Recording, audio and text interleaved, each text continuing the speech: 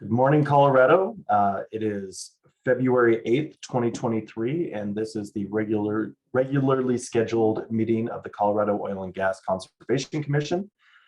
If we could, Hearings Manager Larson, could we start with the roll call, please? Yes, Mr. Chair. Commissioner Ackerman. Here. Commissioner Bowe, Commissioner Cross, Present. Commissioner McGowan, Present. Commissioner Mesner, Here. Commissioner Oath, Commissioner Robbins. Mr. Chair, you have 4 out of 7 commissioners present. Thank you very much. To begin the day, we'll have commissioner comments. Do any of the commissioners have anything for the good of the order?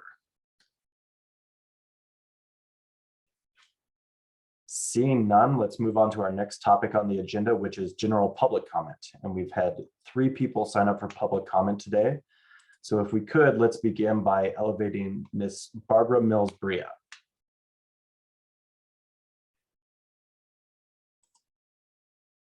Mr. Chair, I'm not seeing Ms. Mills-Bria in the meeting. Ms. Mills-Bria, if you are in the meeting, if you could please raise your hand. And we'll, of course, keep looking for her. Okay, in the meantime, while we're looking for her and giving her an opportunity, Mr. Philip Doe, if you could please be elevated. And, oh, a hand has been raised. One moment. I don't see Mr. Doe. Ms. Venner has raised her hand and she is 3rd on our list. So we can bring Ms. Venner in and then keep looking for Mr. Doe and Ms. Mills-Bria. Perfect, thank you very much.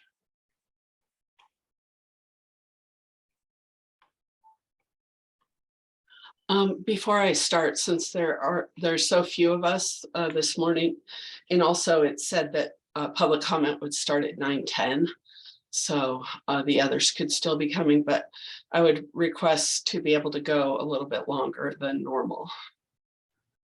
For right now, we'll try and stick to the 3 minutes, obviously recognizing that we do have a fairly short agenda. We'll adhere to, a little bit extra time, but we'll try and stick to the 3 minutes. Okay, well, before I start, I would like to say I haven't been here in many months and I'm representing 28 different groups, and the level of discouragement with our comment being considered in any visible way is just, profoundly discouraging. So I'll go ahead and start. SB 181 was to change COGCC's mission almost 4 years ago now to put public health first, but we have yet to see a change in what is permitted by COGCC. Cumulative effects have yet to be studied or assessed, and despite industry claims, recent research has found that Colorado is still in the top 6 states for leakage and flaring. This isn't news for all the people who continue to suffer, as the COGCC has made it their business to approve almost 7,000 new wells in 4 years. Our business, faith, community, and neighborhood organizations and current and former public officials have testified again and again about the impacts, as well as your job, which was clarified in law to be the protection of public health and environment from the impacts of oil and gas. The provisions of SB 19181 directed COGCC to adopt cumulative impact rules. It specifically states, quote, "The commission shall adopt rules that evaluate and address the potential cumulative impacts of oil and gas development." The bill requires the COGCC to, quote, "protect public health, safety, and welfare, not just minimize adverse impacts." Prior to the approval of any new website, consideration must be given to cumulative impacts. And increasing distance is the most effective way to do that. And it's also feasible considering the reach of horizontal drilling. SB 181 also included non-production of the resource, if necessary, to protect people, the environment, or wildlife. The law explicitly notes it as a technically feasible option that is objectively reasonable, where the cumulative impacts would substantially impact public health, safety, welfare, or the environment. And you need to have and understand and have collected baseline information on that. The petition you received was thorough and should be considered a baseline for this upcoming rulemaking process as it relates to cumulative impacts. We trust that you will do that rulemaking on cumulative impacts, given all the input you have already received. Cumulative impact analyses are not a new concept for oil and gas. You just aren't requiring it here. Permitting should not occur until these analyses are completed. The COGCC must work with other agencies, including CDPHE, CPW, and AQCC, to ensure accomplishment of this mission. Do not assume it will happen elsewhere when work is outside of the historic COGCC skill set. You must take the lead, and it is negligent to proceed based on a checkbox assurance from industry. Prior to a determination that a cumulative impact is negligible, there must be some form of analysis. This would involve a more thorough review of scientific and engineering literature, prior incidents, and data collected so far, and would depend on the impact being assessed and the expertise of the agencies involved via a consultation process with them for permitting. Oil and gas operations are the primary source of ozone precursors and GHGs in the North Front Range and other toxics right along with those methane emissions. The COGCC, along with the AQCC and APCD, should develop strong air quality requirements under cumulative impact rules that set maximum thresholds for total air pollution and emission of greenhouse gases and ozone precursors. Then the number of permits granted and BMPs required can be better calculated. Each of the agencies I've mentioned should be asked for input, analyses, and recommendations with each permit in a way that fulfills COGCC's mission, as well as overall state goals in reducing impacts. Prior determination that a cumulative impact is negligible truly requires a form of analysis. And we expect that this will come out this year. We've already been waiting nearly 4 years. Thank you very much. Thank you, Ms. Benner. And I appreciate your comments today and speaking with us. I do want to say at the outset, I do not believe that in any way, shape, or form, the commission has ignored the petition that you mentioned. I believe we have taken it under consideration. And I will note for everyone that we are continuing to undergo the beginnings of a stakeholder process that is being organized and run by Commissioner Ackerman. We've had 4 different public comment sessions already, and I would remind everyone as well that you do, if you would like to see submit written comments, you have until the end of the day on February 24th to submit written comments as well, which will include topics that you would like discussed and further stakeholder meetings going forward so that we can do a rulemaking with respect to cumulative impacts or some other form of action. So thank you again for your time today. I would like to clarify that the discouragement is all of our appearances to the point where it was just clear that nothing was being taken into consideration these past 4 years. So. And I understand your comments, Ms. Benner, and I appreciate you taking the time to share them with us today. But as noted, we are moving forward and welcome further comments as we move forward in the stakeholder process. Hearings Manager Larson, have we found Mr. Doe or Ms. Mills-Bria? I am continuing to look for them and I do not see either. Okay. If they are in the meeting and could raise their hand, we'll bring them in. I do not see them, Mr. Chair. Okay. Well, in that case, let's move on to the next item on our agenda, which is the consent agenda. Let's start off. Do any of the commissioners have any questions on the consent agenda today?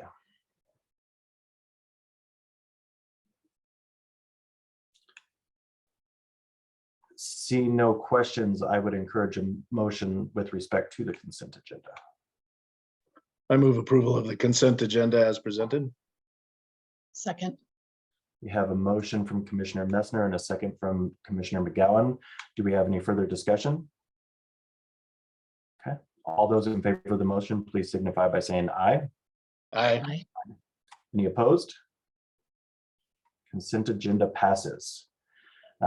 Next on our agenda, we have a flow line and tank related spills report presentation from Mr. Stephen Wheeler. If we could have Mr. Wheeler elevated here, we'll begin his presentation. All righty, bear with me. Good morning, Mr. Wheeler. Morning, Commissioner Cross. Shoot, just trying to figure out how to screen share for the public here. No problem. You have to bear with my ineptitude here for a second. No problem.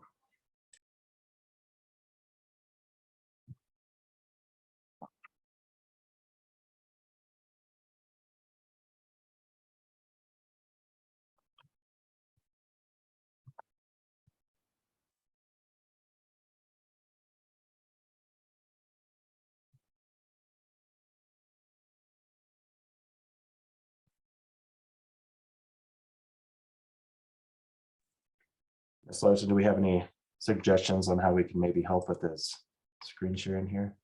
know. So, and Mr. Wheeler, I'm happy to assist. Sure. We do, let's see, you should be, as a panelist, you should be able to share your screen. There it goes. There it goes. Okay. It was just taking a second. I had a few prompts that No, were holding up the show a little bit. not a So problem.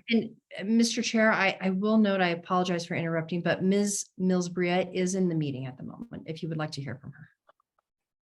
I think that would be appropriate this time. I apologize, Mr. Wheeler, if we could. no, you're fine. You're fine, For Commissioner. one more public comment. Absolutely. So we'll bring Ms. Mills-Bria in, and then we'll turn back to Mr. Wheeler and his presentation.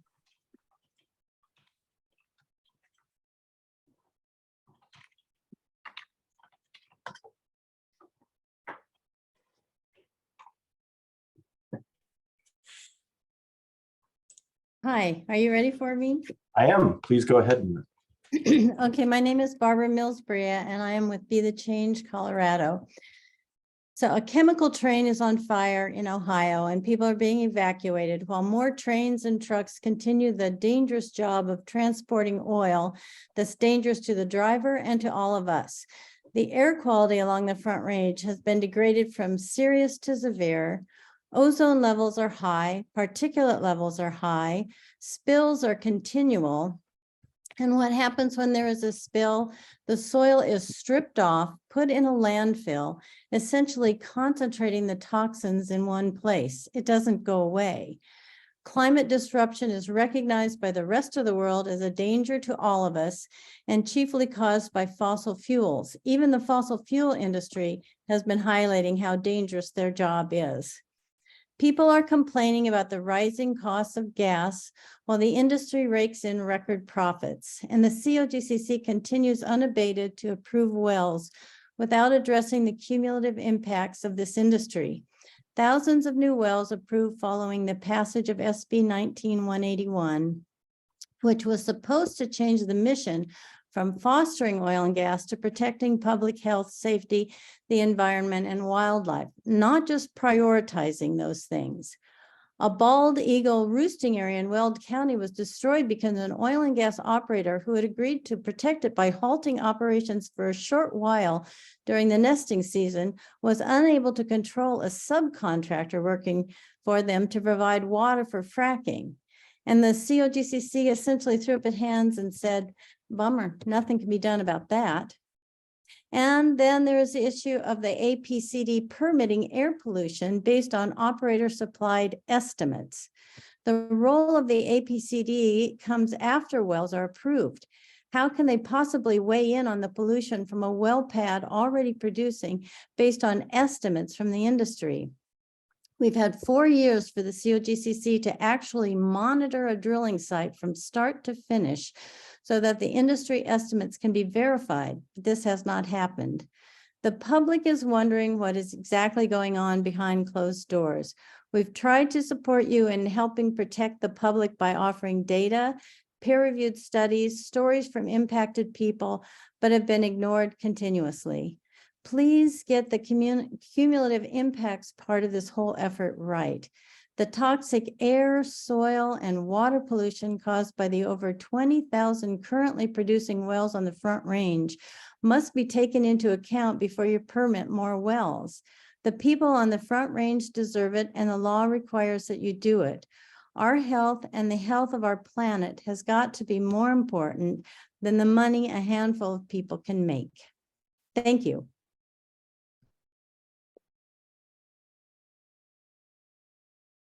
Mr. Chair, you're on mute. I apologize. Thank you. Thank you for speaking with us today, Ms. Millsbria, and thank you for taking the time out of your day. Again, in case you missed it before, we are moving forward with a cumulative impact stakeholder process. And if there are specific topics that you would like talked about during that stakeholder process, you do also have the ability to submit written comments by February 24th of this. And so I encourage you to do so in that fashion as well. If we have not found Mr. Doe, then I think we're ready to move on. Mr. Chair, actually, Mr. Doe is in the meeting. Okay, then we will hear from him quickly as well. Thank you.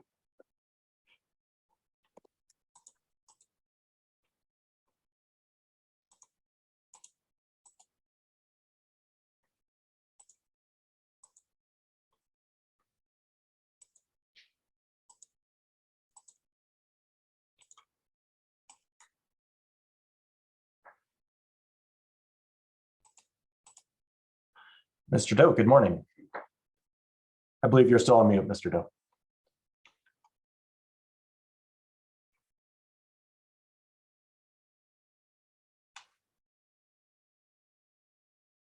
Oh, still can't hear you. Okay, I've got it. There Okay, you I'm unmuted. My name is Phil Doe. I'm the environmental director for Be Change Colorado. My testimony relates to the need for cumulative impacts. I would have made it Monday, but I had a conflict, so here goes. We've testified at nearly every major hearing your agency has held since SB 181 was passed nearly 4 years ago. From the very first meeting till now, we've asserted without equivocation that your decision-making had to be informed by real science and analysis, that it couldn't be arbitrary. It couldn't be ruled by nothing more than magical thinking or wand waving. You've ignored us. Instead, you made it your everyday business to approve roughly 7,000 new wells during this 4-year period. You've done this not knowing or caring, apparently, what impact those wells and their product will have on the safety and well-being of the people of the state. Protection of the public and the environment is your only charge under SB 181. You've chosen to ignore that charge. As a result, you know not how many children's lives you've shortened or made unhealthy. You know not how many old people whose deaths you've hastened. You know not how many billions of gallons of water you have destroyed for future use by allowing it to be laced with unknown quantities of poisons and then buried deep in the earth. You know not how many billions of tons of greenhouse gases you allowed into the atmosphere to sharpen climate disruption.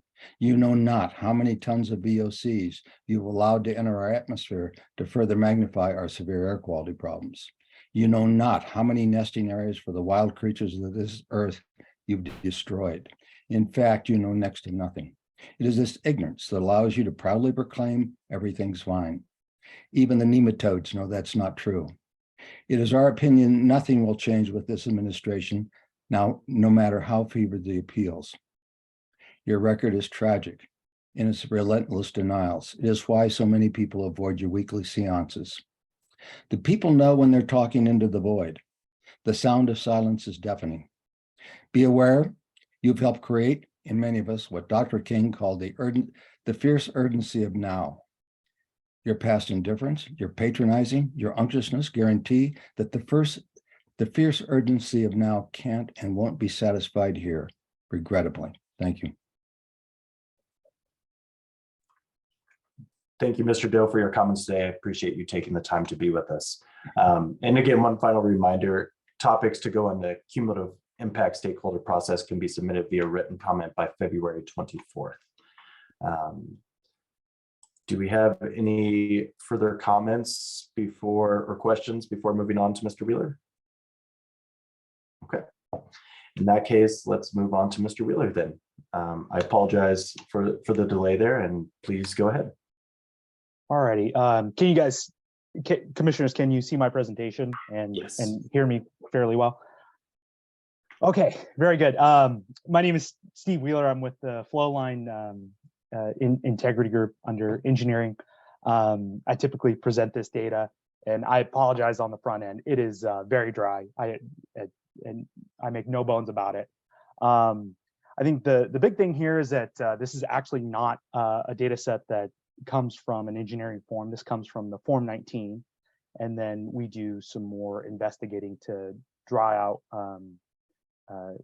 what we call root causes of failure. So I may use those terms kind of interchangeably.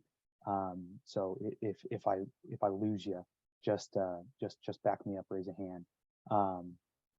But I'll go through 2022's data set. There's a lot of comparison to how things have looked in the past as well. So we started this data from 2015 and then run through the end of 2022. One last caveat before I kind of get going here is that just know that it is, it is only just a hair after January. I pulled this together from, I think, mid-January data. So just know that it is a living data set, and these things, as more supplemental Form 19s come in, some of what you'll see can change over time, but by and large, the trends will still fairly hold fairly well. So I'll go ahead and get into it and start off with just a quick outline here. So I'll start off with some high level data, kind of comparing what we call the historical versus recent spills. I'll get into the more acute stuff that I typically go through. So that's, we have our failure modes that we talk about. So the root causes of failure, we have them clearly defined. I'll go through them in a minute. And then we sprinkle those and divide them back out into a breakdown by region. And those are kind of just data dumps. So like I say, it is very dry, but we'll try and get you through it. Just know that some of these tables are meant for just full transparency, kind of disclosure. That's how we intend this to be kind of received. We don't intend to go through all the minute details, just some highlights here and there. So there's a couple of spill trend graphs over time. We kind of segue into the tank root causes. And then we've got some interesting back-end high-level data that we've kind of recently drawn from the Form 19s, and I think we'll kind of start to see that get pulled in for future reports. So I think the plan is moving forward to do this on a semi-annual basis to keep you commissioners more apprised to kind of how things look in the state.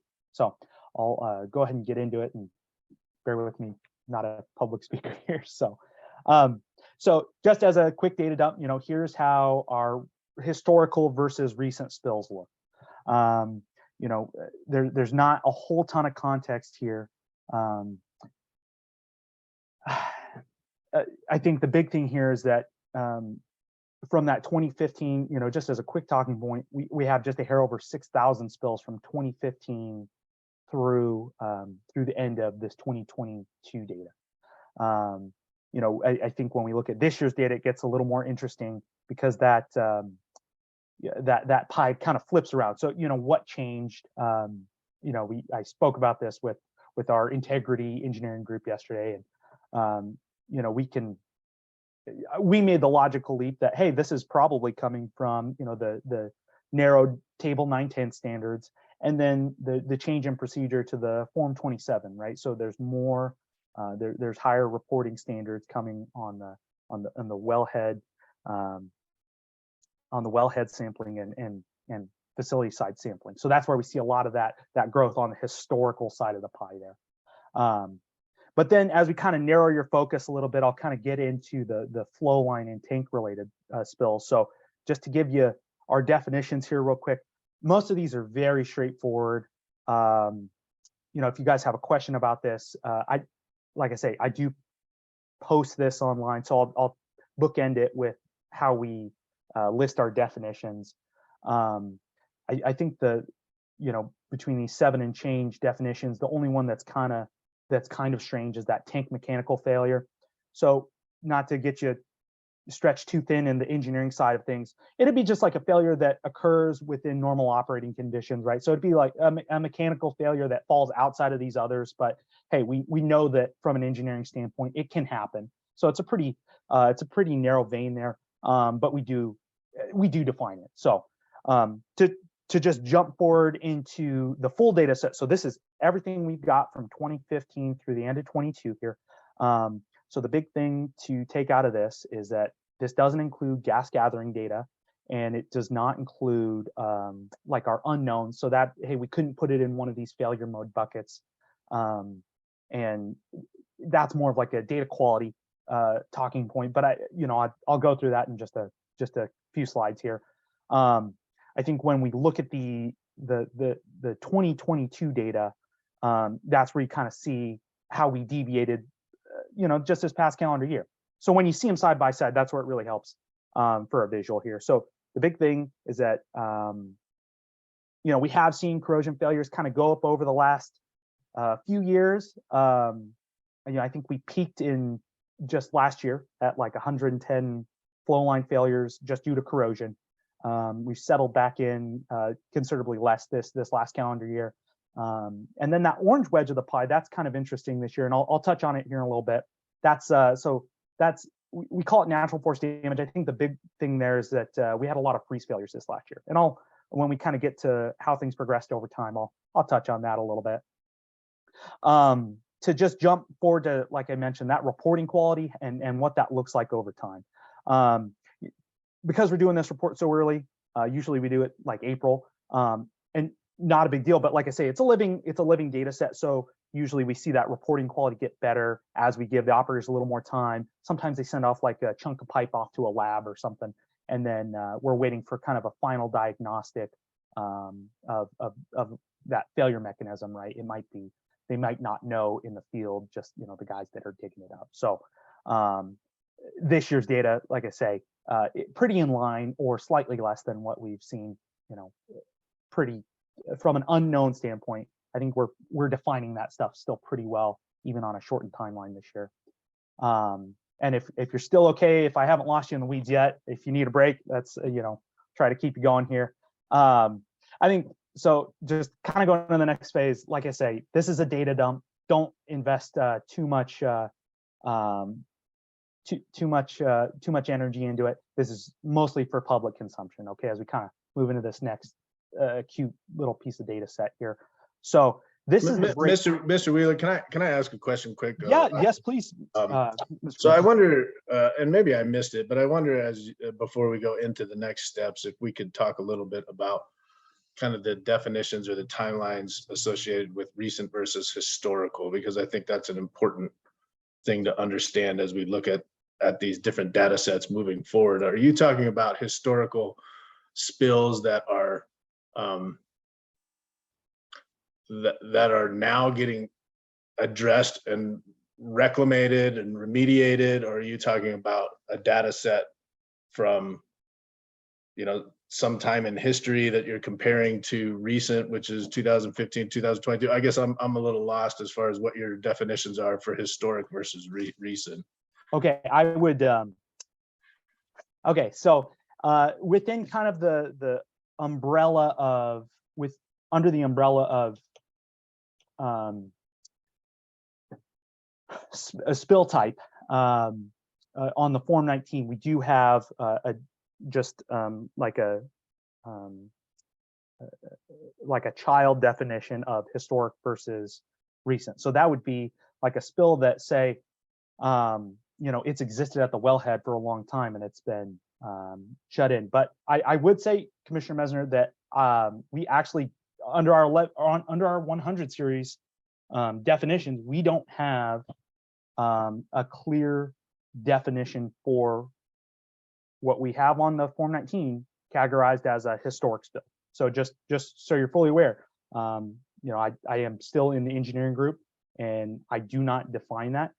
And I apologize. I may be a little under prepared for that question because it may be hiding in a guidance document that I've not yet reviewed. Like I say, I'm no, and I think my question, Mr. Wheeler, is not to Sure.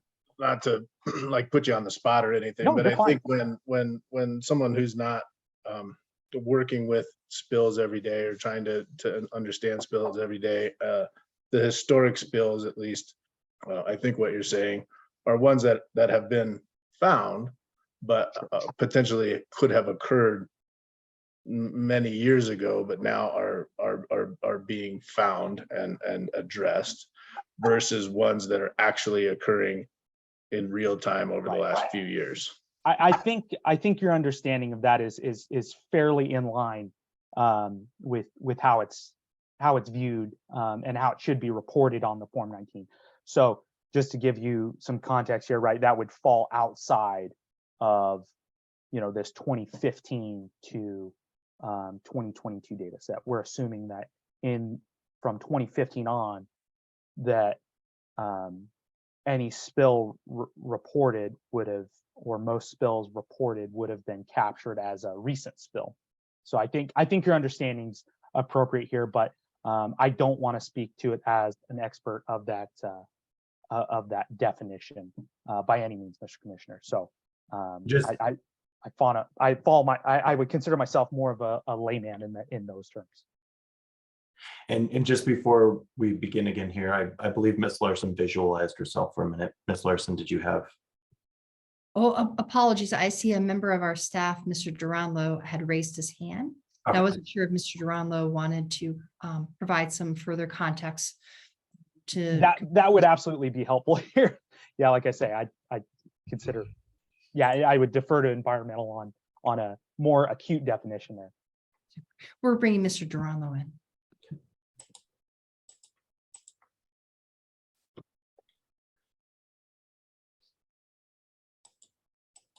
Good morning, Mr. Dramo.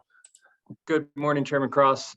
And Steve, I apologize for interrupting your presentation, but given Commissioner Messner's question, I thought it would be appropriate to help provide that context for the slide that's on the screen there. So we do in the 100 series define spill as an instantaneous release of fluids to the environment, and release as a release of fluids over time to the environment. We have adopted those two terms to mean one is something that's happening now, the other is something that happened in the past, Commissioner Messner, kind of to your point. And so that's how we make that definition of historical versus recent. And then just for context on this slide, we really look at those historical releases. They're typically found during other work, such as facility decommissioning. And with the requirements to submit a Form 27 for the decommissioning of any facilities, including at the wellhead, as Mr. Wheeler was describing, if they're doing a cut and cap project at a wellhead and excavate material and find a historic release, they're required to submit that on a Form 19, even though they're conducting the work under an approved Form 27 already. So I think that what this slide is showing is that, the facility decommissioning process is really providing COGCC, the state of Colorado, the assurance that those found contaminants during those facility closure processes and projects are being, documented, verified that the cleanup is happening, and then closed appropriately. So that's where a lot of those historical releases are being discovered, is during facility closure.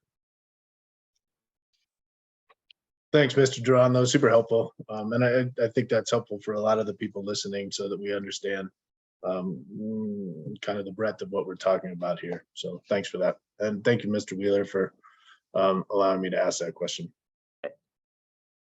And I'll bow out, but I'll stick around. So if there are further questions for the environmental unit, I can take them, but Thank you very much.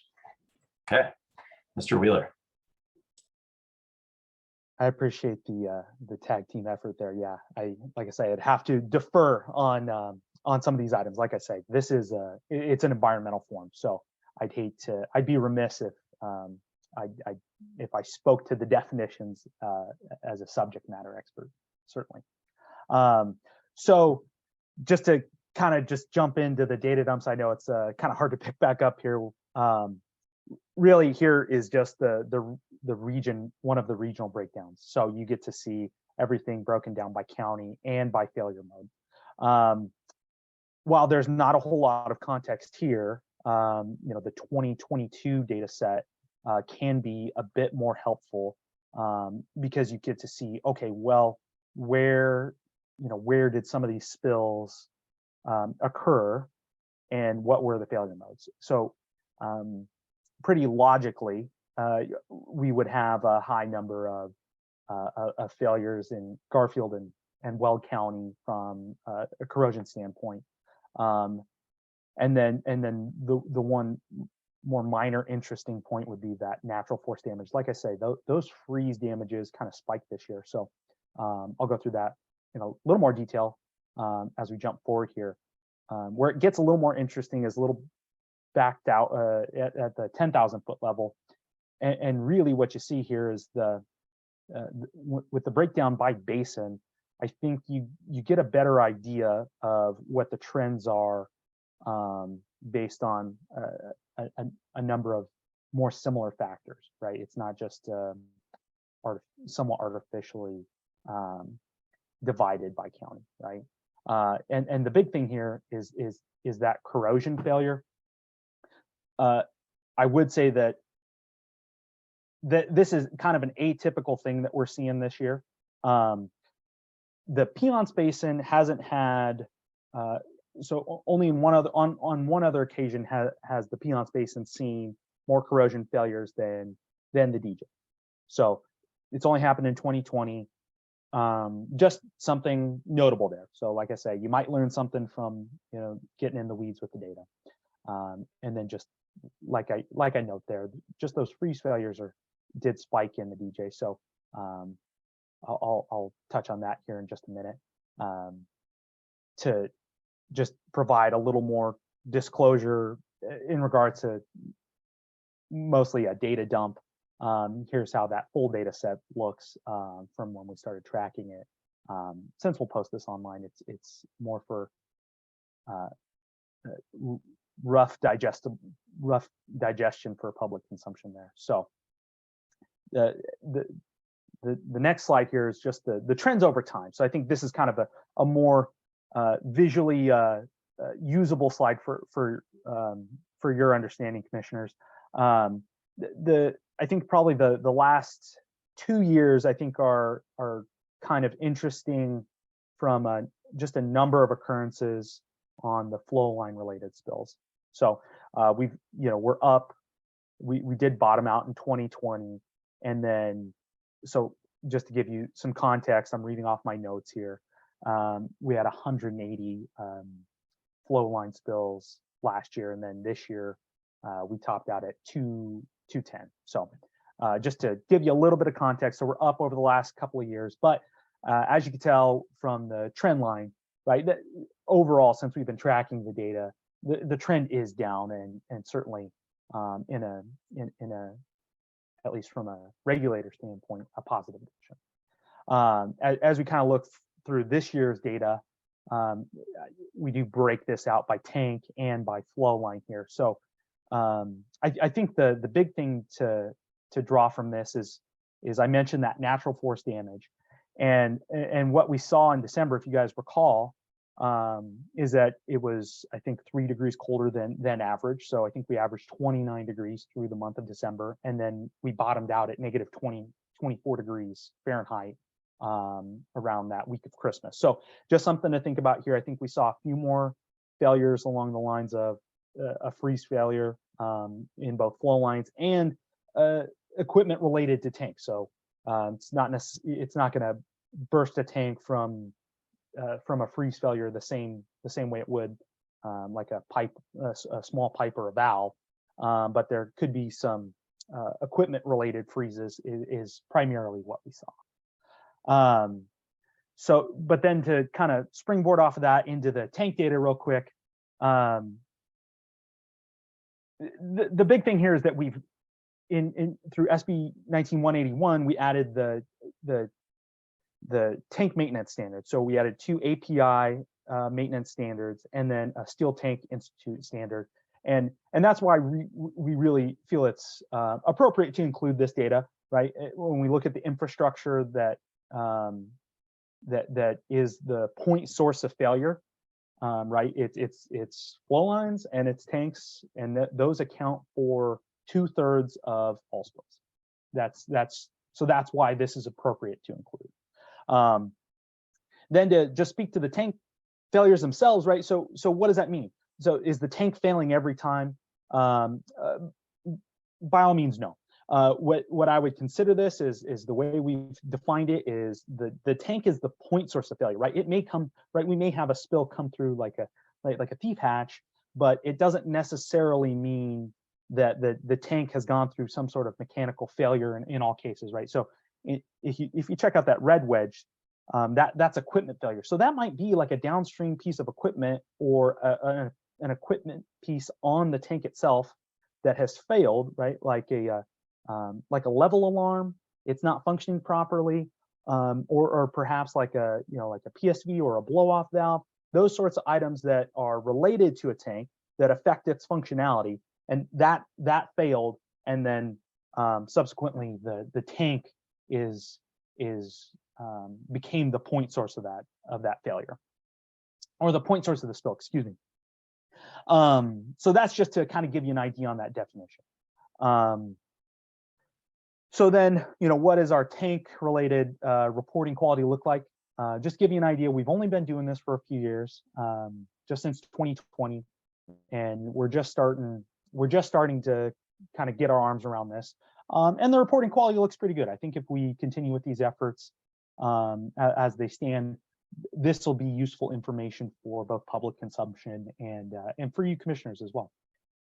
So what does that look like since 2020? Yeah, pretty low percentage even compared to the flow line spills of unknown, right? We can put it in a bucket of failure mechanisms, and then that provides a little more context as to how we can advise or make recommendations at large to operators. So to kind of back out of that acute data for you guys, so hopefully I didn't get too much into the weeds. We'll just kind of jump to this high level, interesting Form 19 data. So these are from spills. These last couple of slides are from spills from all equipment types, and then they would exclude the historical spills. So just to provide a little context there. So the two areas I want to cover here are secondary containment. That is a specific field that gets asked under Rule 912 B1 in a couple different areas on the Form 19. So what does this look like for this year's data compared to what we've seen in the past? So fairly close. So nothing really to note that's out of the ordinary, but it does provide a little bit of context to how the spills have looked over time, and then really I think it speaks to the general facility configuration, right? So one last thing to note here is that this isn't a huge sample set, and not in the cases of the Form 19, right? Not all spills would qualify for needing reporting to this particular item, right? An off-location flow line never had the chance to be contained with an off-location flow line spill, excuse me, never had the chance to be contained within a berm, so it would not trigger the data that would come up in this particular slide. Just to give you a little more context there. So, and Mr. Wheeler, if I could for a second, is this trying to say that no, it was not contained within secondary containment? Correct. Correct. Yes. Correct. Yeah, it is a binary response on that form. So I'm glad you asked. Thank you. Thanks for giving me the chance to clarify there. Mr. Chair. Yes. Mr. Wheeler, so I'm trying to parse out something that I think you said, which is, okay, so this graph is saying, I'm just sticking with 2022 last year. Of the spills that we saw, 29% then were caught within a berm or a liner. But that that number might also be lower than we would expect, because you might have a spill that is not within the footprint of a berm or a liner. So I'm trying to decide what we're supposed to infer from this data. Yeah, I think what anything. this really speaks to is a couple of just configurations, right? So it would speak to the facility configuration. Is there a berm in place? Is it functional? Is it doing its job, right? I think that's, and then the last piece would be, if the equipment may not actually fall within that berm, right? We have spacing rules that would that kind of speak to this, where some equipment may not have the opportunity to be contained within a berm because it's not required in all cases, right? So obviously like a tank battery, very straightforward to have secondary containment through a berm and or liner. But not in all cases would it be possible for all pieces of equipment. So I'm glad you asked. Mr. Chair, if I might follow up, is that okay? Absolutely. So thank you. I appreciate that clarification, Mr. Wheeler. That's very helpful. Do we have more granular data? Because the implication here at first glance is that secondary containment is failing miserably. As per your explanation, that's not the case. Do we have more granular data that does pinpoint whether any of these are related to secondary containment failure, and how many of them are related?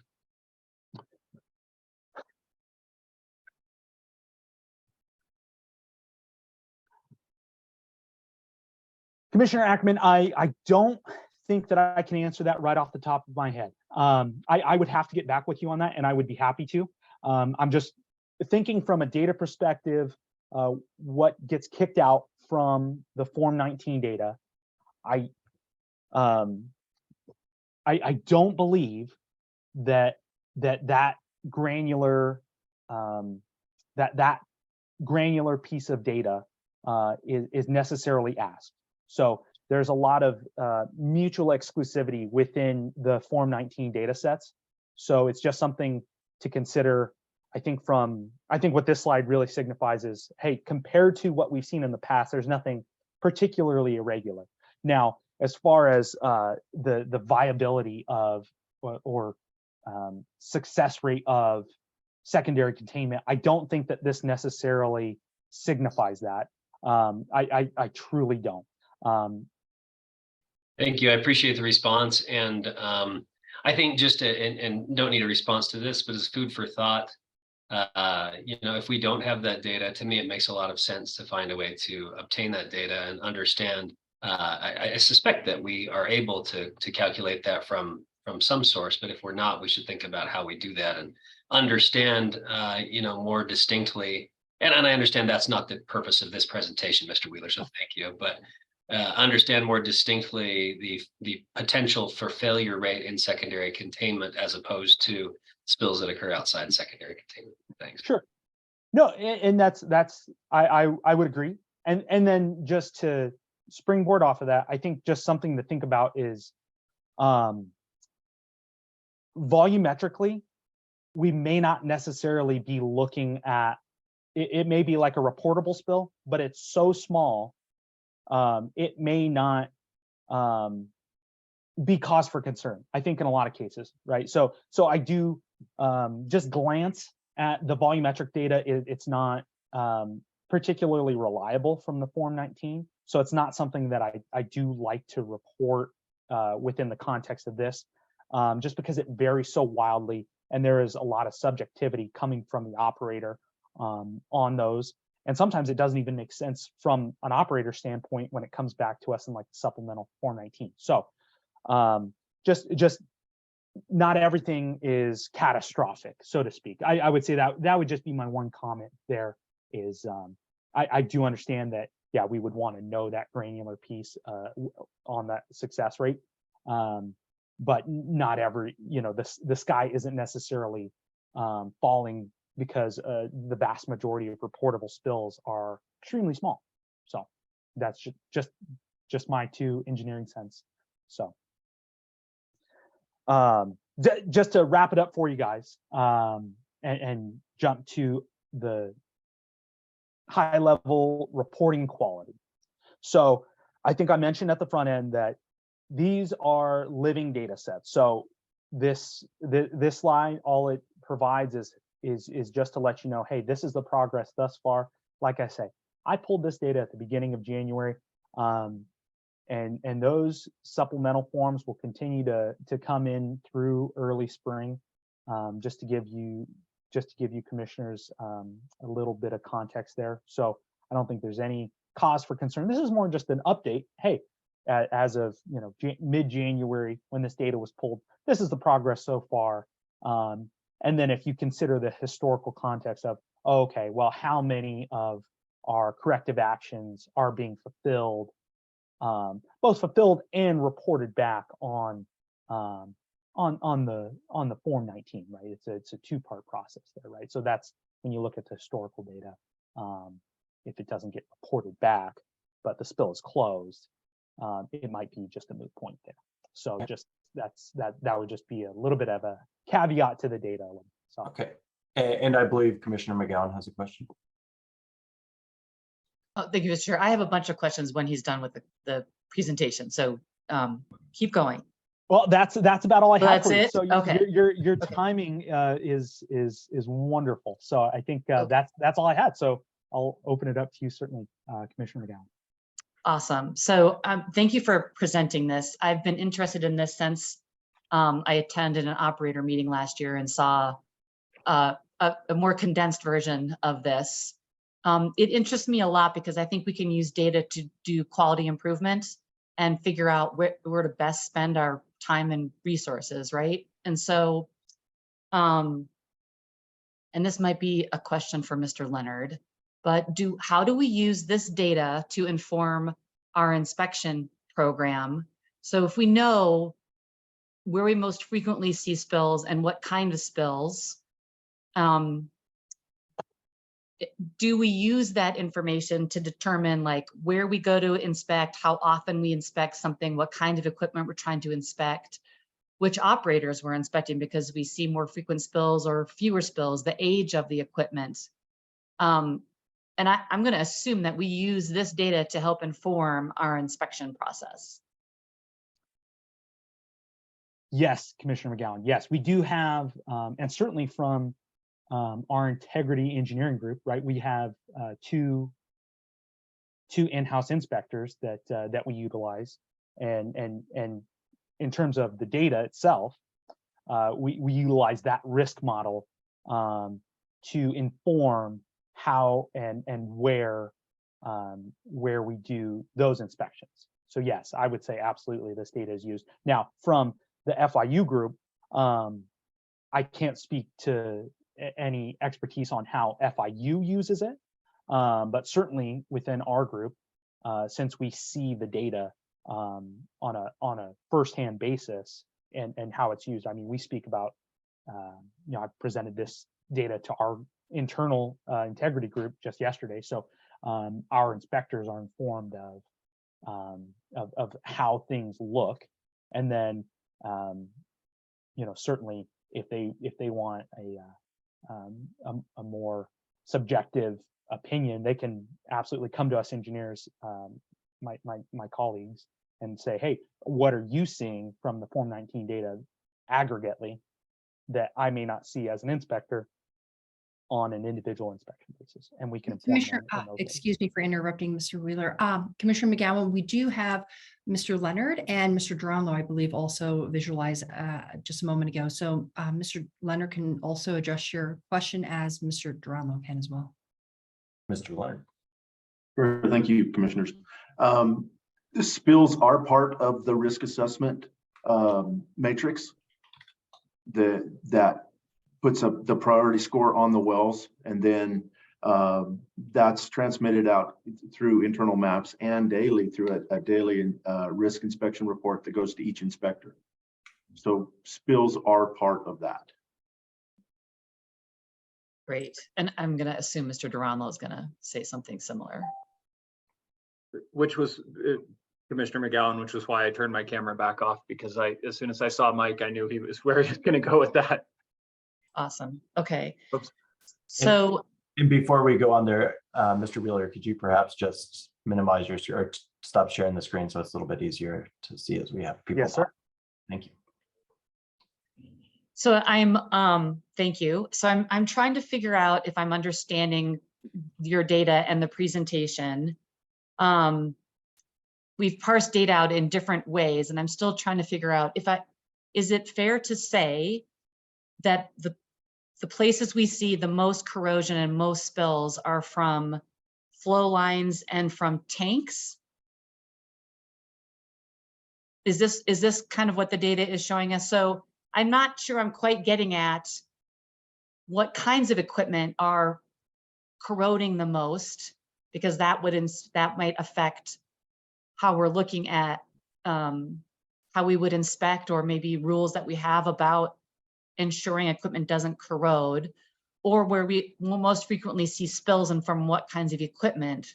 And that's all important information for us as we're looking at trying to reduce overall spills. And so I feel like we've been talking about flow lines and tanks a lot. And so is that where we're seeing the most corrosion and spills from?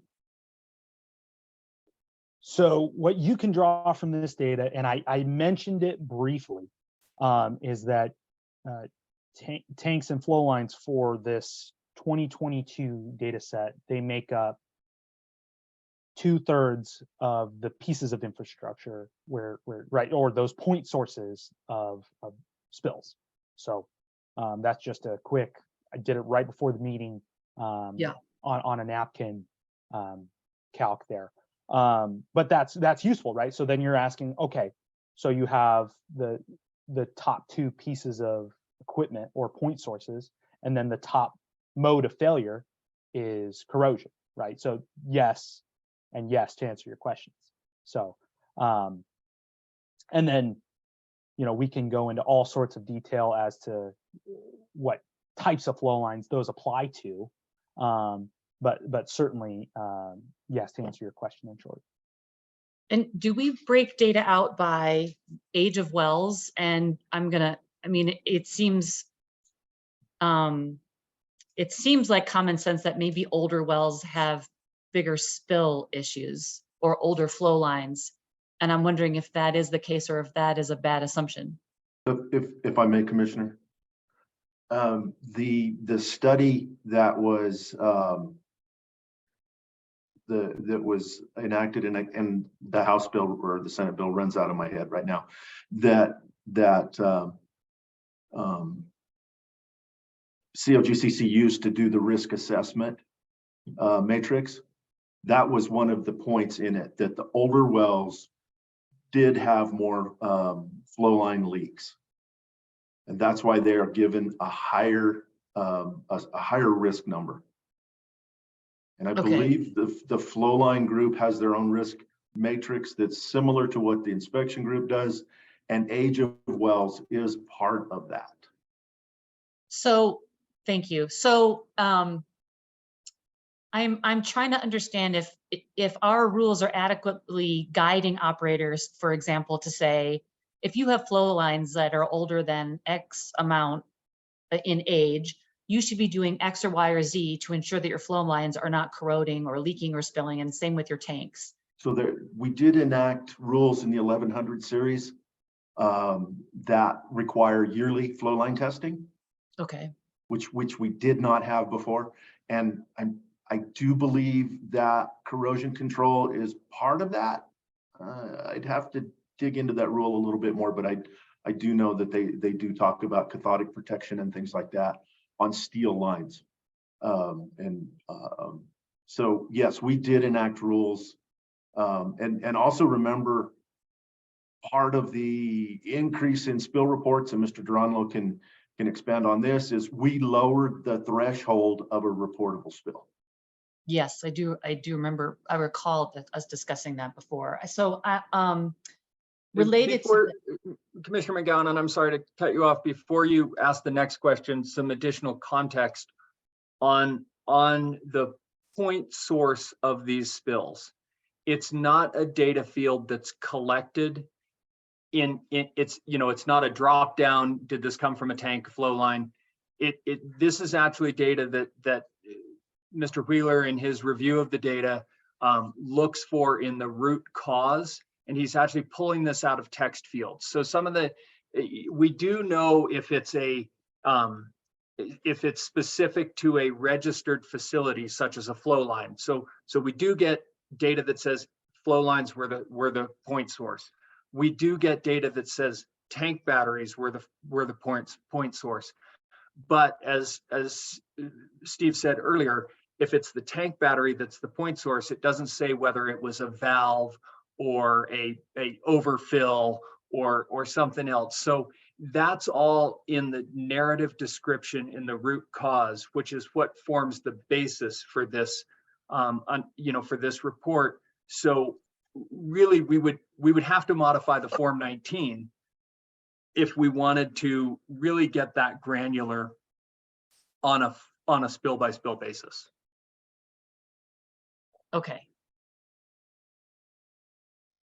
So I do think it might be important for us to track volume. So I heard Steve talk about, sorry, Mr. Wheeler, talk about volumetric data, and that not necessarily, maybe we could put volume in buckets.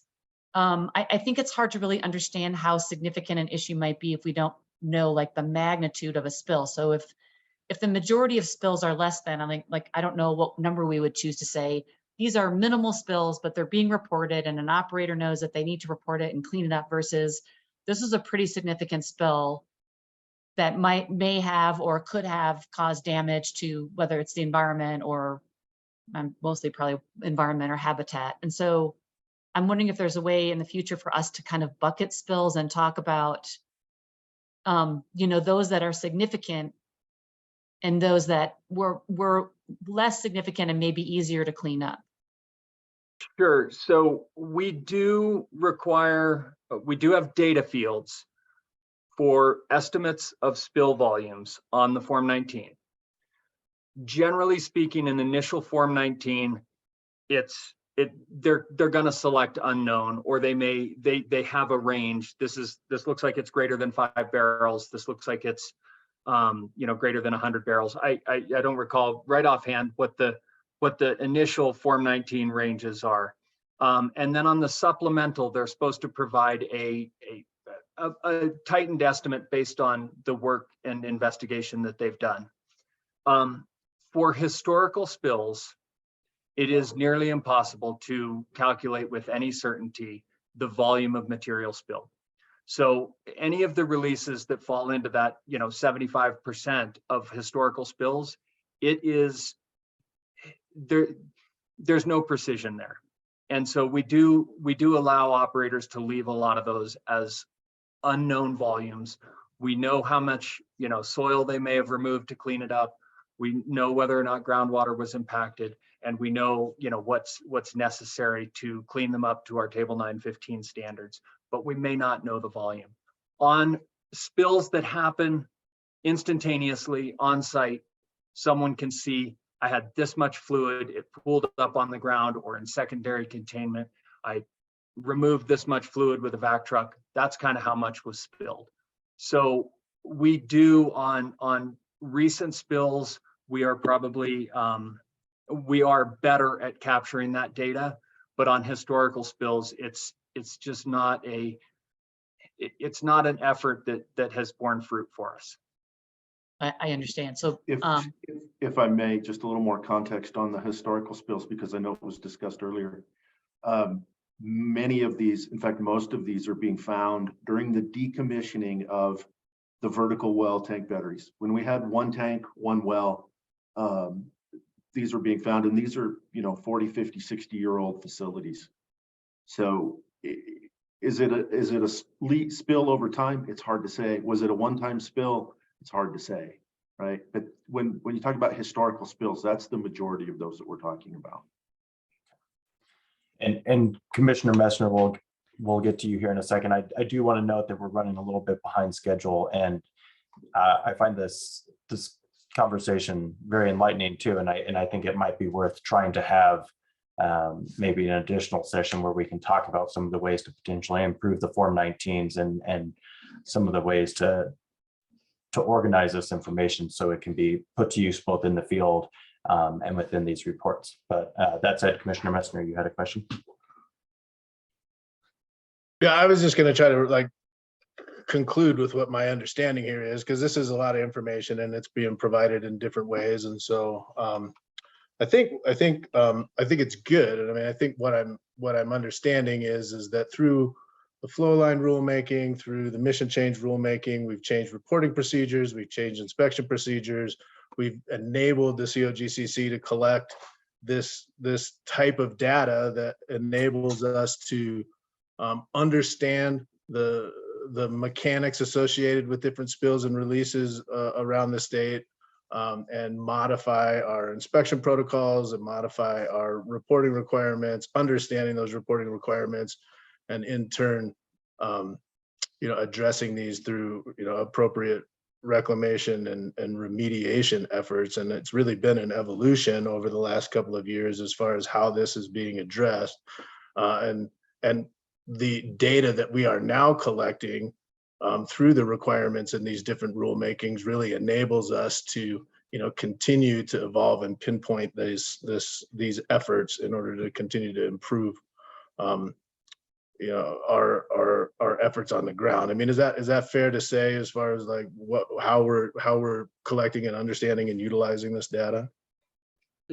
Definitely, Commissioner Messner, and I'd like to say, thank you to Steve and and the integrity group, because early on when we created the electronic Form 19, that team started utilizing the data that we were collecting in the Form 19 and preparing these reports kind of on an annual basis.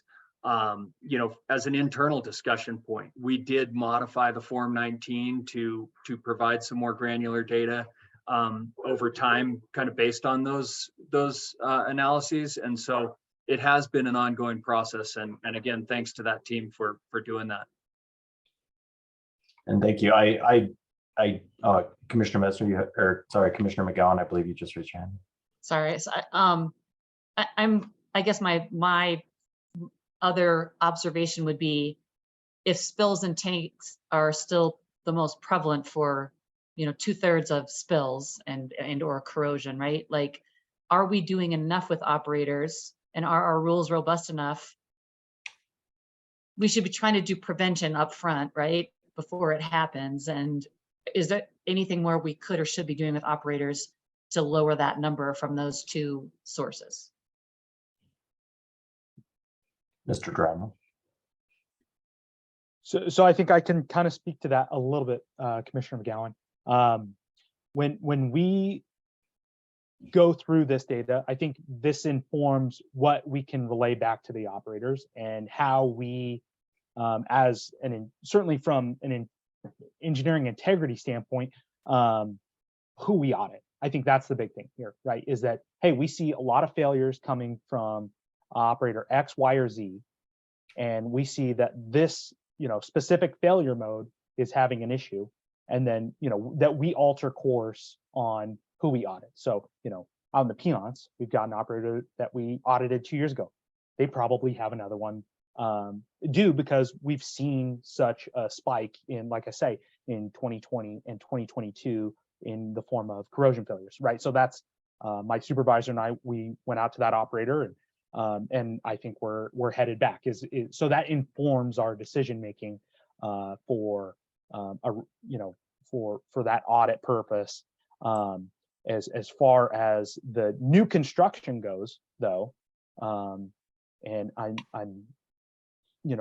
when we put in the 1100 series rules, that's really what it addressed, is proper construction techniques, proper engineering controls applied, right? So engineering standards are applied there, things like corrosion control, those are applied up front. However, for the older infrastructure, right? The retrofit of those types of solutions is more difficult, but not necessarily impossible. But it is incumbent on the operator to be proactive on those sorts of items. So, like I say, on the peons, all right. So, what are they doing for all those corrosion failures?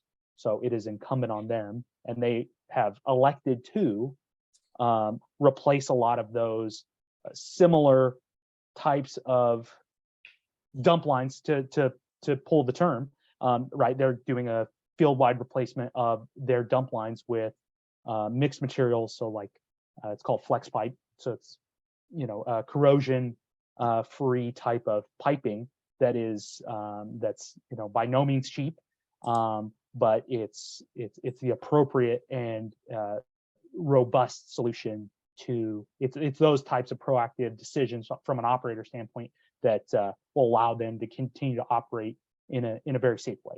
So they are also aware of this data, and that's why we do broadcast it at, like I say, usually this is within the context of an operator meeting.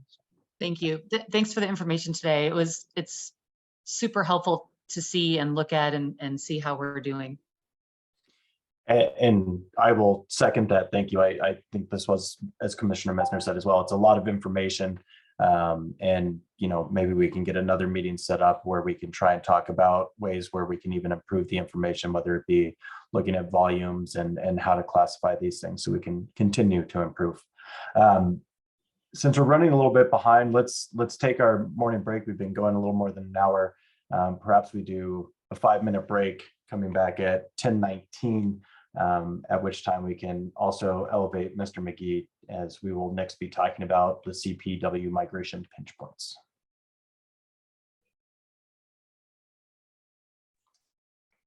All right, welcome back, everybody.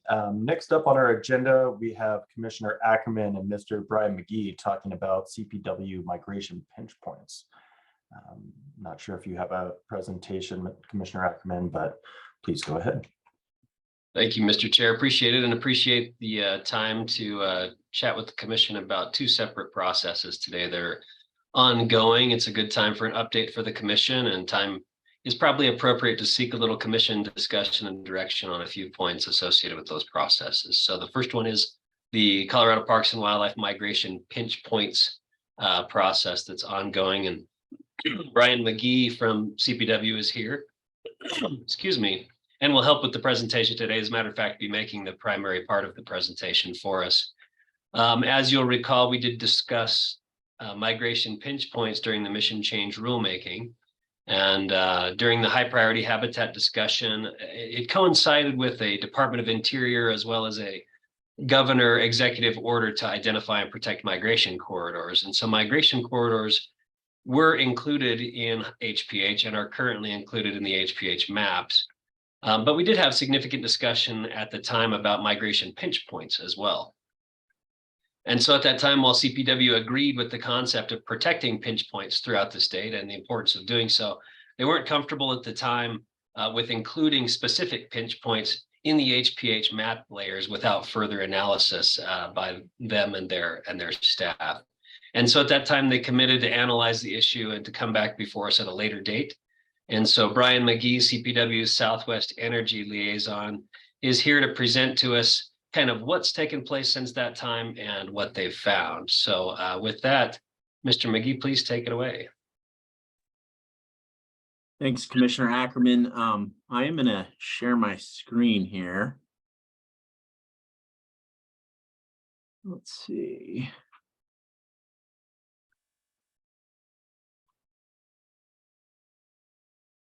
Can you all see my screen? We do. It's not in presentation format. We see it in its just regular PowerPoint format. Oh, because we're sharing the wrong screen here. Hang on a second. Guess I'm having trouble finding the controls for sharing. I think sometimes if you stop sharing and then hit share screen again, sometimes that works. I don't see that option. Well, we can I don't, oh, apologies. Ms. Larson. I was just going to say, and I don't know if this is helpful with the format that you wish to proceed with, but if you just wanted to put that screen that we were looking at into presentation mode, that would alleviate or solve the view that we're looking at. And right now, we're just looking at There we dashboard. go. How's that? Perfect. Okay. Sorry about that. Well, good morning, everyone. Like Commissioner Ackerman said, my name is Brian McGee. I'm the Southwest Region Land Use Energy Liaison. I've been with CPW for 14 years, working directly with COGC staff on oil and gas permitting in Colorado under your rules. I'm happy to be here today to talk about migration pinch points and our findings with the commission. Before we jump into the findings of migration pinch points, I just wanted to take a moment to discuss migration corridors for ungulates, including deer, elk, bighorn sheep, and pronghorn. In Colorado, we're blessed to have a diversity of habitat types and a diverse landscapes for animals to utilize as they access their seasonal habitats for survival. CPW uses the best available science to document migration corridors as areas with higher use than the surrounding area. Overall, our goal is to ensure that ungulates have the ability to move through the landscape. And to achieve CPW's goal, our recommendations are designed to maintain the function of these corridors by avoiding and minimizing barriers and maintaining permeability and use for wildlife. Migration corridors are a CPW high priority habitat. Currently, the COGCC regulates oil and gas development within migration corridors. Migration corridors are a consultation trigger with CPW under 309E and are included as a 1202D habitat, and where appropriate, require compensatory mitigation to offset the residual unavoidable adverse impacts from oil and gas development. As Commissioner Ackerman stated, there was a high interest from stakeholders and the commission to consider adding migration pinch points or bottlenecks into the rules as a subset of migration corridors. But in 2020, CPW did not feel that we had enough information to reliably identify pinch points. So CPW committed to forming a work group to study the issue and report back to the commission, which is the purpose of me being here today.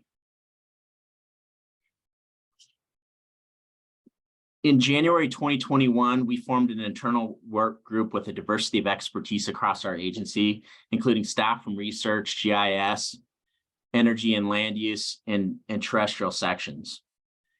To tackle the fundamental question of what is a pinch point, do they exist, and can we tackle them, and can we detect them in Colorado? To start, we began by reviewing what other states have done in terms of identifying and mapping pinch points. We also reviewed the relevant published scientific literature to inform and develop a definition of ungulate migration pinch points for Colorado. And this is really a key milestone that fundamentally drives the outcome of this effort that we'll discuss in further detail today. Once CPW reached consensus on a proposed definition, we looked out into the landscape to apply our definition. We first attempted to do this by developing a resistance model based on existing spatial data layers. However, when we overlaid our GPS collar movement data, it was apparent that this modeling approach did not perform as we had hoped. I want to also note that Wyoming has also tried a model-driven approach to identify pinch points, but it was also unsuccessful, and they primarily rely on expert knowledge. In addition, we undertook a comprehensive data analysis of our GPS collar data to inform our understanding of movement and migration. And finally, we solicited examples of pinch points from CPW biologists and other field staff based on their observations, data, and local knowledge. We then individually evaluated each of these examples. So let's look at the definition of a migration pinch point. It is any portion of a migration or movement area which animal movements are physically or behaviorally funneled or constrained by natural or man-made landscape features, and a significant number of animals move through. The loss of these areas now, over time, or cumulatively in the future could disproportionately compromise habitat connectivity because alternate routes are limited unavailable, or increase the risks and energetic costs of migration. To be included as a pinch point, it needs to meet all of these elements of the definition. And the purpose of this was really to make sure that the criteria for identifying pinch points were robust, biologically important, and defensible. We wanted areas that were spatially explicit so that we could map them, biologically important to the population, not just individuals, and supported by data and the best available science. Based on these efforts, really two types of pinch points emerged: highway crossings and what we're referring to as natural pinch points.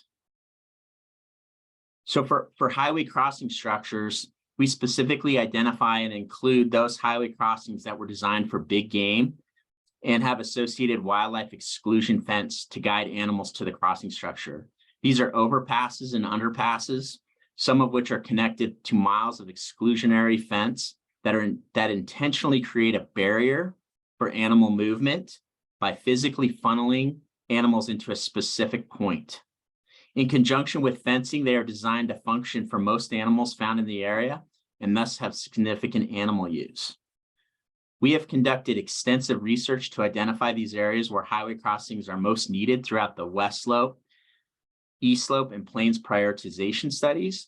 These structures are designed to create safe passage for animals by reducing animal vehicle collisions and improve motorist safety, but also to facilitate and maintain wildlife habitat connectivity and permeability related to movement. Currently, there are 42 highway structures that were specifically designed and strategically placed to provide safe passage for big game across the state. These are on the ground and in existence today. Development and disturbance at the ingress and egress at these structural locations is a threat to their functionality. If they're not able to be utilized by deer and elk, pronghorn, and sheep, there's no option for these animals to migrate. This is also important to note that CDOT and their partners have spent millions of dollars to construct these structures to maintain habitat connectivity and wildlife movement permeability. Next, let's look at what a natural pinch point might look like. Since CPW settled on a very robust definition of what qualifies as a pinch point based on the best available data, pinch points in Colorado are rare. This is one of the pinch points that we have identified. You can see that there are a residential area at the bottom of the left-hand corner, and the Highway 35 is running down the valley floor. It's likely prior to this development, the animals used the valley floor because it would have required less energy to move down valley than on the side of the mountain. Now, during the winter season with snow levels at higher elevations, these animals are sandwiched between the valley floor development and the mountain topography where cover and space is available to facilitate movement. In this case, based on our GPS collar data, we estimate that approximately 1,000 elk use this pinch point for spring and fall migration. That constitutes approximately 20% of the entire population in this area. That is significant use. In contrast, we have very few collared animals that utilize the area on the other side of the highway. In addition, we do not feel that this area has any more plasticity left in the migration corridor for which animals could shift their distribution. Thus, this migration corridor is at risk of being severed at this pinch point. As I said, pinch points like this are rare in Colorado. After nearly 2 years of studying this effort, we've only been able to identify 3 that are not associated with highway crossing structures. 2 of these are located near Gunnison, and the other one is near Woody Creek in the Roaring Fork Valley.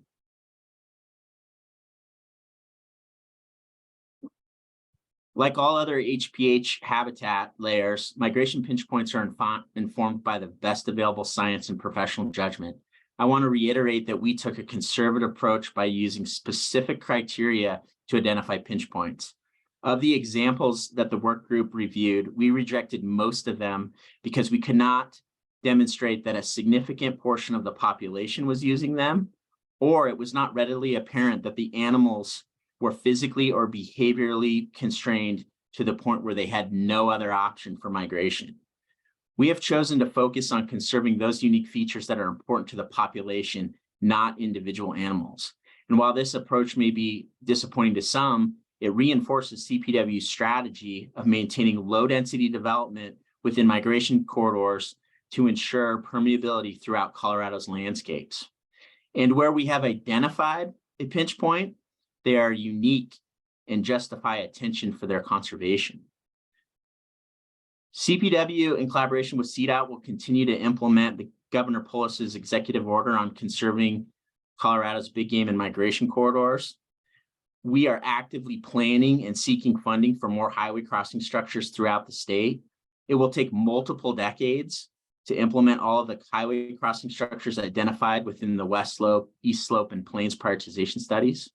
In addition, CPW will periodically evaluate the need to revise or identify new pinch points as future data or new tools to analyze existing data become available.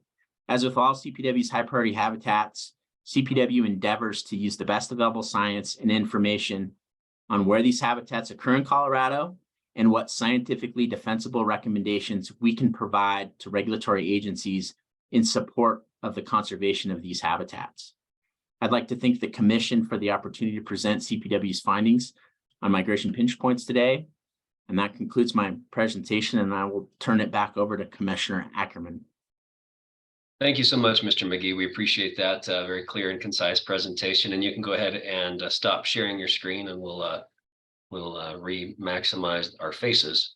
I do want to talk a little bit about the path forward and how we move forward with what's been presented to us today. But Mr. Chair, maybe I can hold that till the end and open it up if there are any questions, if you would like. That would be great. I appreciate it. I'll start. I just have one question, Mr. McGee, and I'll note that it seems like, based on what you said, that the migration pinch points seem to be kind of set, not that you're currently thinking about adding additional pinch points.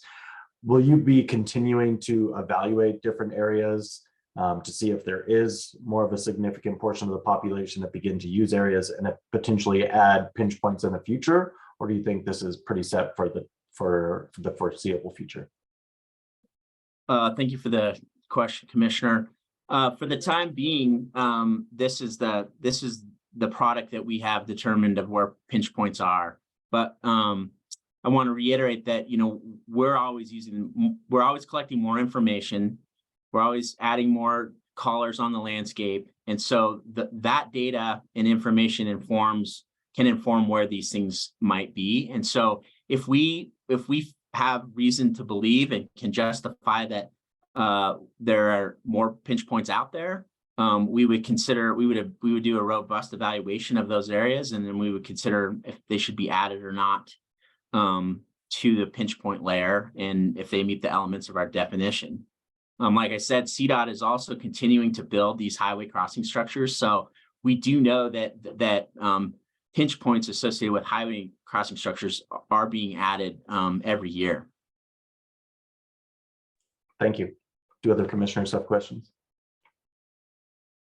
Commissioner Messner. Thank you, Mr. Chair. Thank you, Mr. McGee, for being here. Really appreciate it. Obviously, this was a big topic of conversation during the mission change rulemaking. There was a lot of discussion around this at that point, and continues to be significant amounts of discussion about this particular topic. And I guess maybe I need you to help me a little bit. I mean, I'm certainly, as a previous Gunnison County Commissioner, familiar with the two natural pinch points that you've indicated, within Gunnison County there. I think those clearly are pinch points. It also seems to me, as a non-wildlife biologist, that there's lots of examples of that throughout the state, and lots of different opportunities for those natural pinch points through migratory corridors. And I'm hearing anecdotally from a number of different entities and individuals that there perhaps are dozens of potential pinch points that aren't being captured in this. And so maybe you could elaborate a little more on like how you made that determination, whether it was determined by the the local field offices or the local knowledge, or, you know, how that information was provided to you in making these determinations? Thank you for the question, Commissioner Messner. This is one of the fundamental pieces that our group evaluated, is looking at those other examples of where we have data that shows a significant portion of the population moving through an area and a migration corridor that seems to pinch down, to neck down, to narrow down, and that we would, you know, think about, okay, is this a pinch point? But as we dug into it, it didn't become apparent that they were physically or behaviorally constrained in many of these cases, that they didn't have the ability to move, to sort of shift their distribution a little bit within that corridor. And so some of these corridors that we looked at are, you know, 4+ miles wide, and with thousands of animals that move through them. And so really we were trying to focus on, okay, are there spaces within these corridors that truly are a pinch point that would, if development were to occur, would sever the migration as it currently exists? And to meet all those elements, these are the three that rose to the top, and the other examples have fallen by the wayside to date. Okay, so understanding that, you know, one of the other big topics of discussion, you know, particularly in the migratory corridors, was and in the more arid parts of the state, the utilization of riparian corridors for those migratory corridors, and the I guess unnatural constriction of those corridors by encroachment of development, whether that's any type of development, not just oil and gas, and those perhaps creating pinch points as well that that may be partially unnatural and partially natural as you constrict those riparian corridors and don't allow that migratory corridor to be utilized as fully as if there was nothing there. Was that considered in these discussions?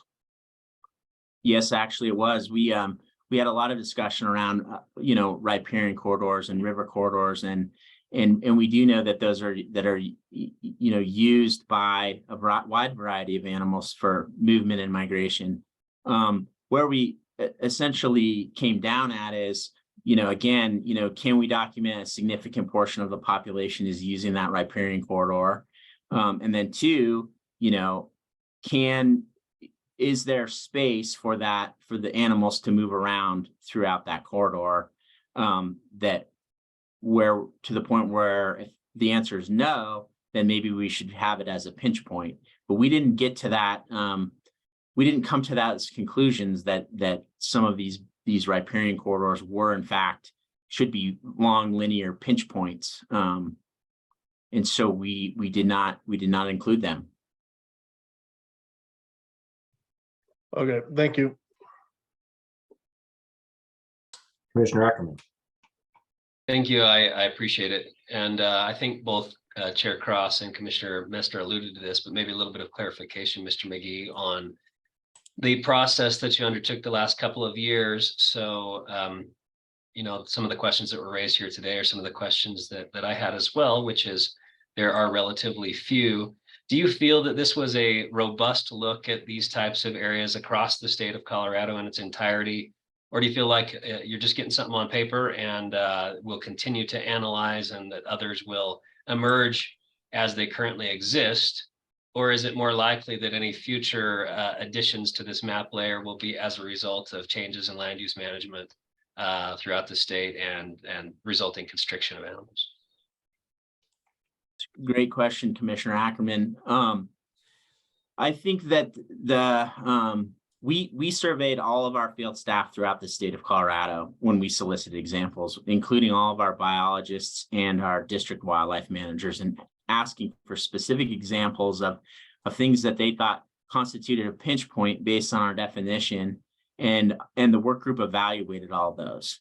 And so in terms of being a robust process across the state, you know, in addition to looking at the GPS collar data where we have it, and we don't have GPS collar data all across the state and in every herd, and in a sufficient sample size where we could primarily rely on just GPS collar data. So based on surveying statewide and the data that we do have, this is the conclusion that we came to, is there's three that we could reliably say this constitutes a pinch point based on our definition in Colorado. And the other corridors are at risk of development creating new pinch points. And so as land use changes or environmental conditions change, we could very well see new pinch points emerge, or as corridors are naturally or artificially constricted, they will create pinch points, and we need to monitor for that, and we'll map those as appropriate in the future.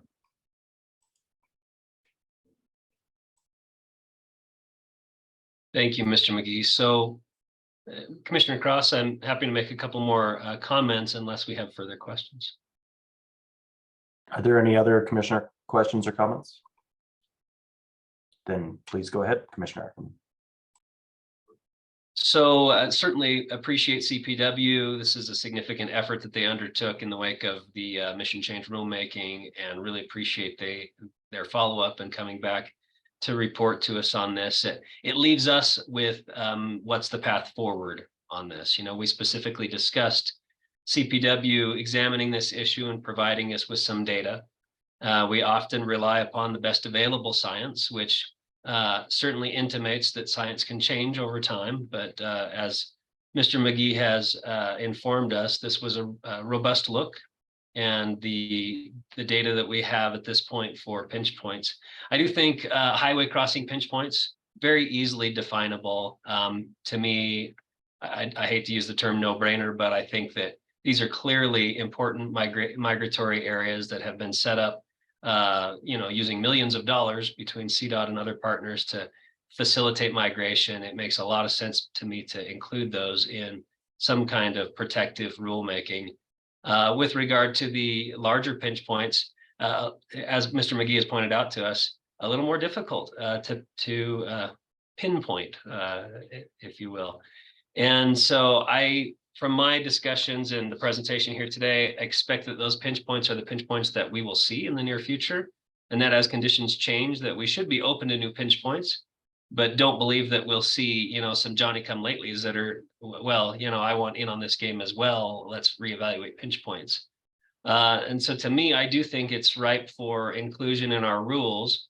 And I think a path forward would be to either incorporate them into or to have a standalone rulemaking associated with pinch points, or as they're associated with HPH layers, we could incorporate them into an upcoming HPH rulemaking. And by that, I mean, my suggestion wouldn't be this current one that's ongoing, it would be next year's.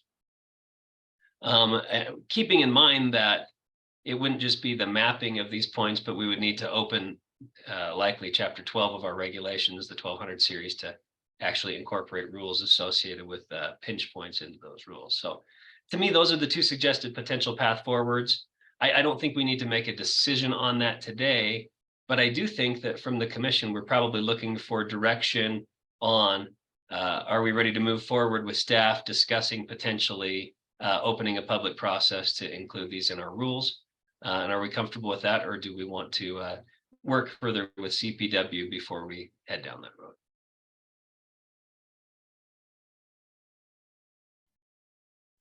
Commissioner Messner. Thank you, Chair Cross. Thanks for that, Commissioner Ackerman. I mean, I do think that these need to be incorporated into our rules. And I certainly think it needs to be, it needs to be an independent process from our high priority habitat maps, because these are unique enough situations that I don't think it could just be folded into a high priority habitat map rulemaking, and so would encourage us to look at doing a independent rulemaking associated with these pinch points and stopovers associated with migratory corridors. And I'll just note, I agree. I think that it probably makes sense because this is a unique situation and not part of the high priority habitat itself generally, that it probably deserves its own rulemaking.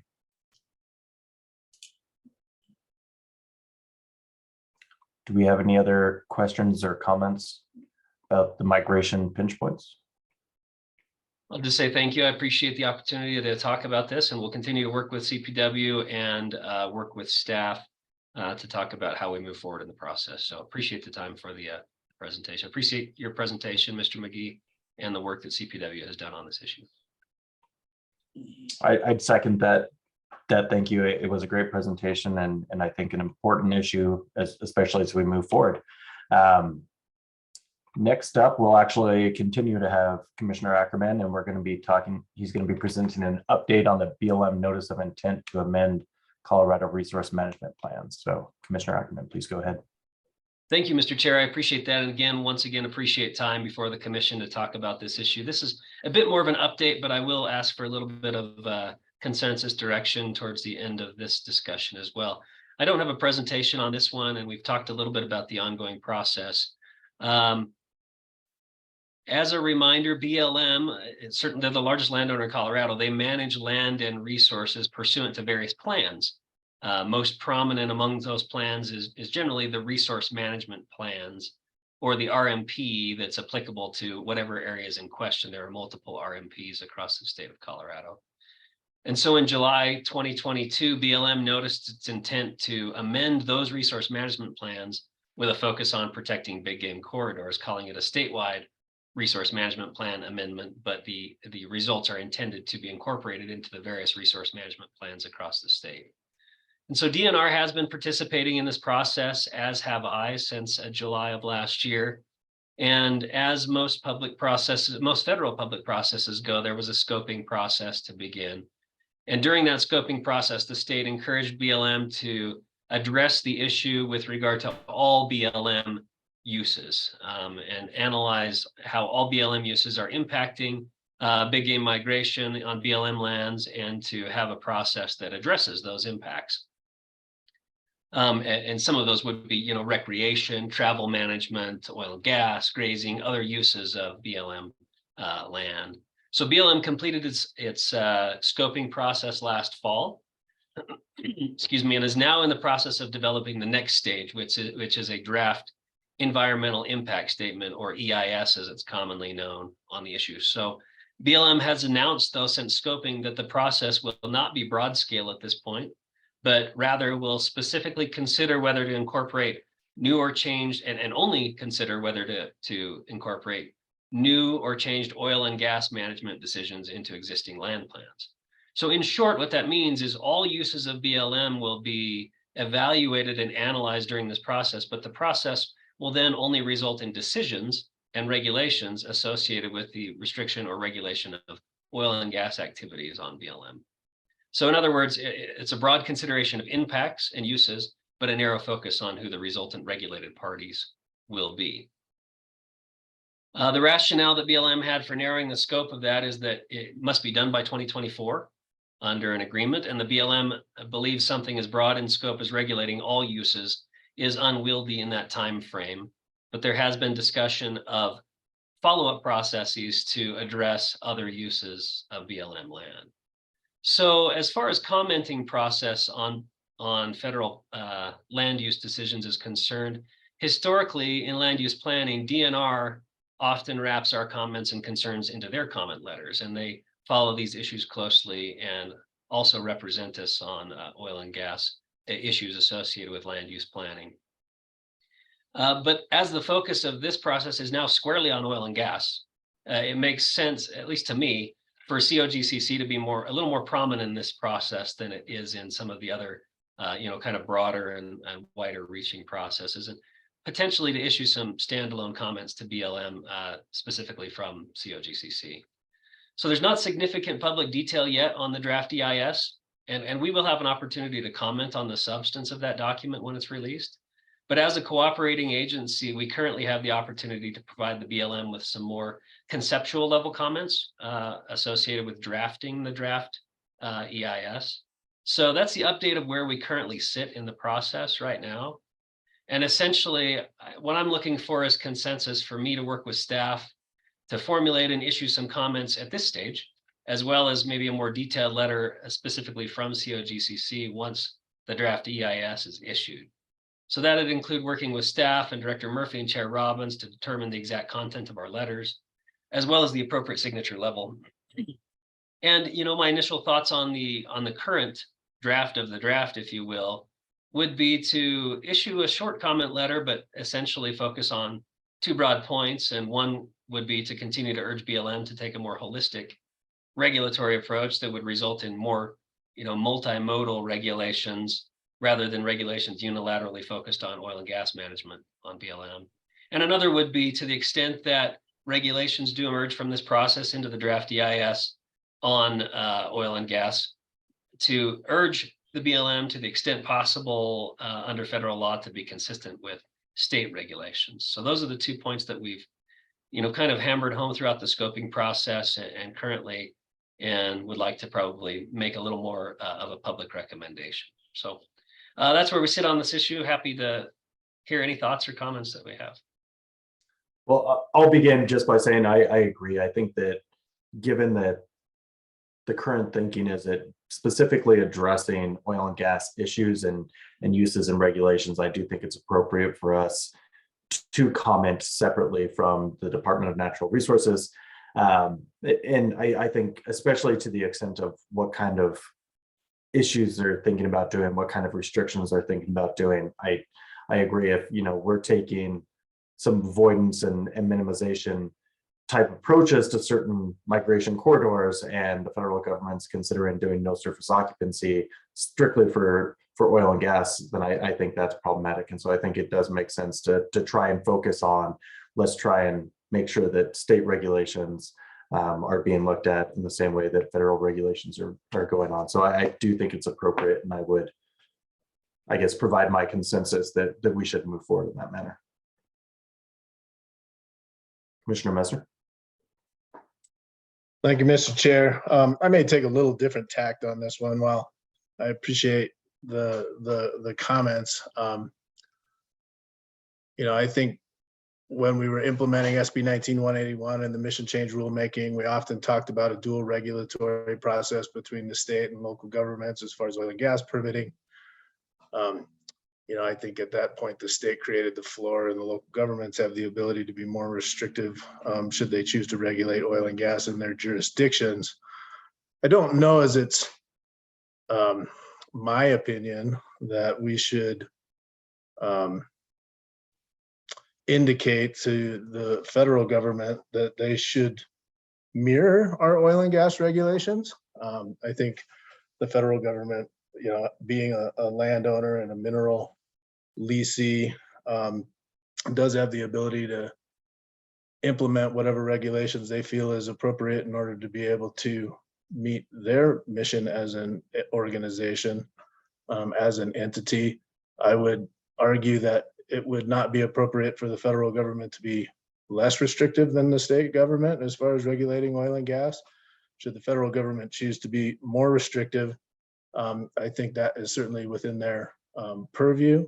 I think should they be substantially similar to our regulations, I think that it would be appropriate for them to be compatible with our regulations, most certainly.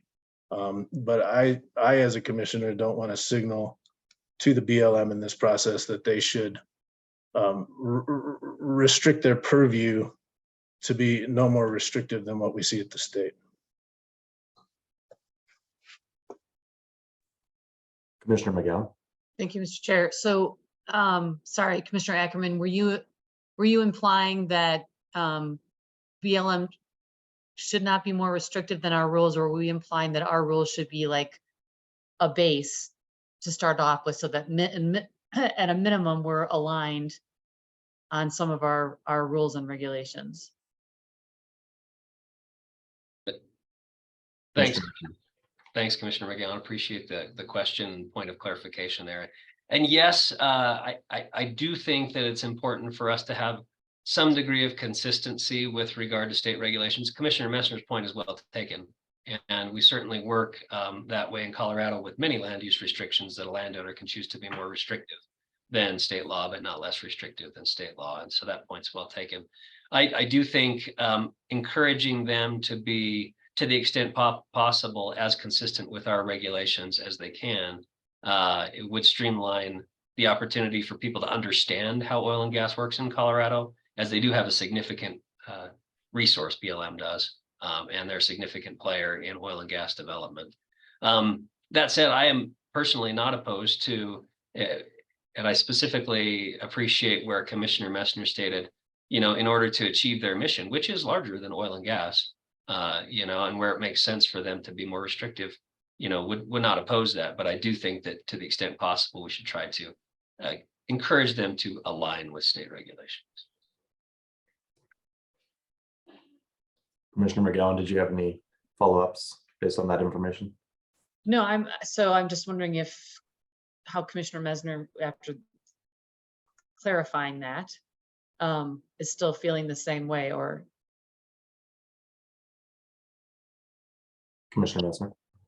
Well, thank you, Mr. Chair. Thanks for the question, Commissioner McGowan. I think that, I think as I indicated before, I would encourage, the federal regulations where they are substantially similar in their regulatory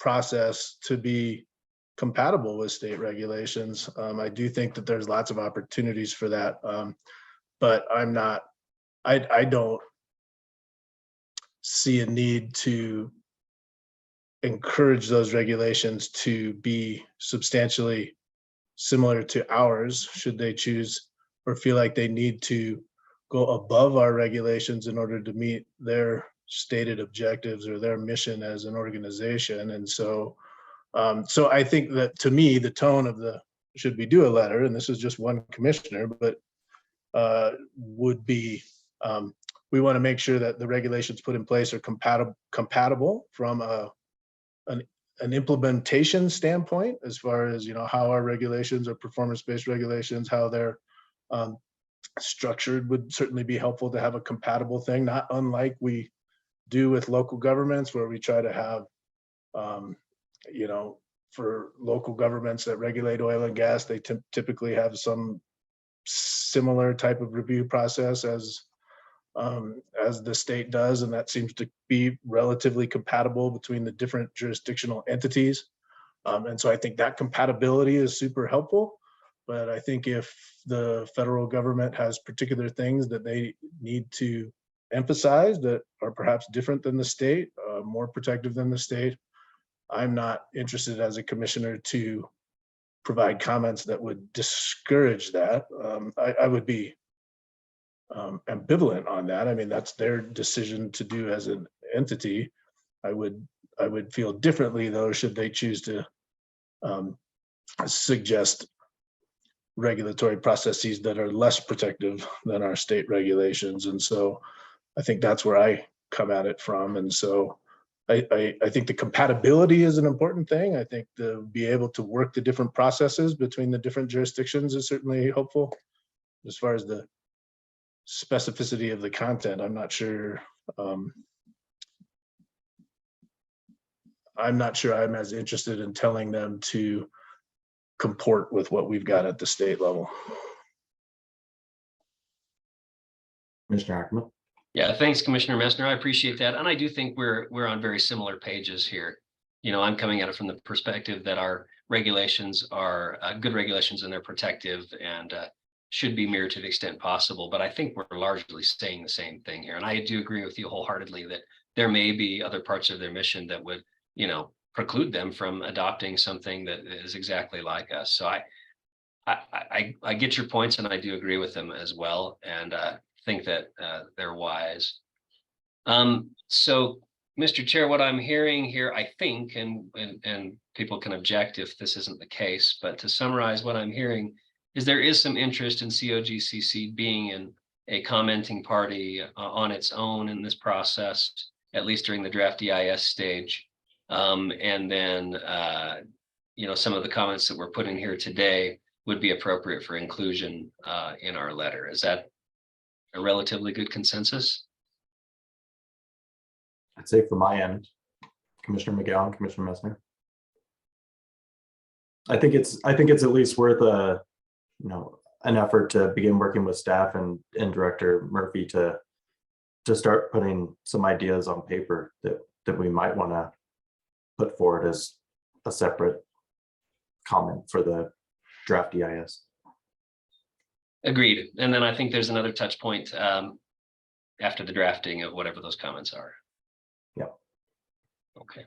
Wonderful. Well, thank you for the time. I really appreciate that, and a very helpful discussion as well. Perfect. Thank you very much, Commissioner Ackerman. And with that, we have one more item on our docket today, and that is the continuation of docket number 220040089. This is the hearing officer's recommended order for approval of a stipulated order finding violation for the Schreider and Company. So if we could, let's try and get the necessary parties elevated as panelists.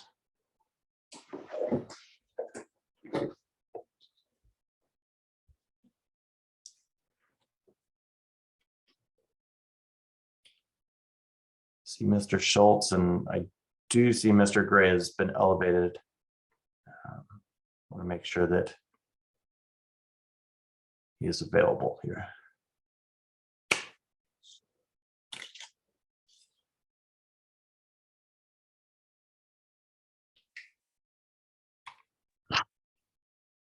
Now I see he's unmuted. Good morning, gentlemen. And I believe last time we spoke, you guys were going to work together to try and answer specifically some of Commissioner McGowan's questions that were posed. I wanted to see what kind of progress you have made moving forward. Thanks, Commissioner Cross. I guess I can start out by trying to answer some of the questions. And thinking through this a little bit more, there may be some misunderstanding about the penalty that was imposed in this stipulated order finding violation. There was roughly $70,000 calculated for the rule violation in this stipulated order finding violation. But COGCC staff doesn't have any, I guess, indication that that penalty would actually be able to be paid by Schreider. So trying to just kind of answer some of the questions that Commissioner McGowan had, and it seemed like there was some questions about trading, suspending this penalty, relieving this operator from the penalty in exchange for having these wells go to the orphan well list and being potentially able to keep these 3 Baca County wells out of the orphan well list by posting the financial assurance. So I just wanted to clarify that I don't have any reason to believe that if a penalty was imposed in a different stipulated order finding violation, or if a hearing was held, I don't believe that Schreider has the ability to pay that penalty. So I don't believe that penalty would ever be seen by the COGCC or the state. One other thing I kind of wanted to, I guess, illustrate in the order finding violation itself is that, turn to, it's on page 6 and it's footnote 3, and it talks about posting of the additional $36,000 of financial assurance for the Baca County wells will not relieve any operator, such as Phoenix Resources LLC, from fully complying with all of the current requirements of the 700 rule series. Posting of the $36,000 of financial assurance for the Baca County wells will not relieve any operator from any other COGCC rules, including timely filing of all the necessary paperwork in approvable condition. So by providing Schreider this opportunity, and it's less than a month that they will have from today to post that additional $36,000, it's really just a holding time period for these Baca County wells. So Schreider will not be provided any sort of, I guess, quote unquote special treatment, or be provided any sort of leniency regarding these 3 Baca County wells. They will have to fully comply with all the rules and regulations that any other operator and any other wells would. So I'm not sure if that helps answer any of the questions. I'm happy to answer any other questions one last thing before I turn it over, is going back to the penalty, imposing any penalty and expecting to see Schreider actually pay that penalty, is going to paragraph 8 on page 3. And that is in reference to an old order, Commission Order 1V656. I was not involved with that order. That was a former colleague of mine who was involved with that administrative order on consent, but there was an inability to pay analysis done in regards to that order. And that indicated, again, what I am seeking to indicate to you is that Schreider doesn't have the ability to pay any sort of penalty that would be actually imposed by an order or by the commission. So I think it's really an exercise in futility to further seek penalty from this operator. Happy to answer any questions with that, clarify anything. And I apologize, I was on mute. I just want to, maybe for clarification purposes to begin with. So the $36,000 would be specifically for financial assurance for the Baca County wells only. And Correct. additional financial assurance would still need to be provided for the other, I think it was initially 3 and 8, is that correct? Or 3 and 5 to make 8. So it was 8 and 3, 8 wells in Adams County that are not producing, are essentially shut in. And then the 3 in Baca. And the 3 in Baca that are low producing. And so would additional financial assurance beyond the $36,000 still be provided moving forward for the Adams County wells? No. Okay, let me try to conceptualize this a little better. So right now we have roughly $80,000 to $85,000 in financial assurance for 11 wells. There is either going to be eight wells going to the orphan well program or 11 wells. Either way, we still have currently the $85,000. If Adams County if Schreider was to post an additional $36,000, and it's by March 6th, then these 3 Baca County wells would not go to the orphan well program. Instead, it would just be those 8 Adams County wells with roughly the $80,000 to $85,000 of financial assurance. So it's the same right now. We just have that pot of financial assurance of $80,000 to $85,000. If Schreider was to post the additional $36,000, those 3 Baca County wells would not go to the orphan well program yet.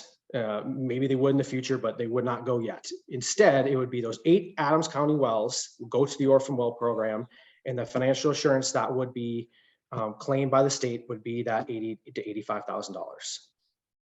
And the 36 goes to the Baca County. And the 36 would be kind of held specifically for those 3 Baca County wells. And again, that it still would be determined in the future whether that again is adequate financial assurance for those 3 Baca County wells. But essentially, that's a starting place.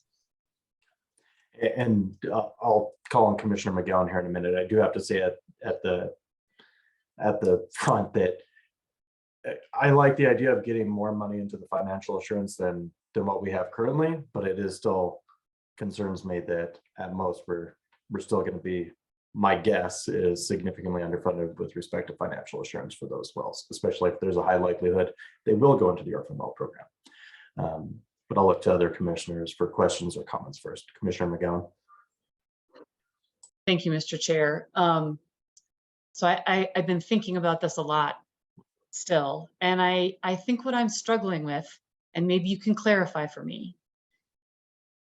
Mr. Schreider passed away. Mr. Kelly inherited these wells. The 3 in Baca, the 8 in Adams. It appears to me that since Mr. Kelly has inherited these wells, the wells have been under financially assured. We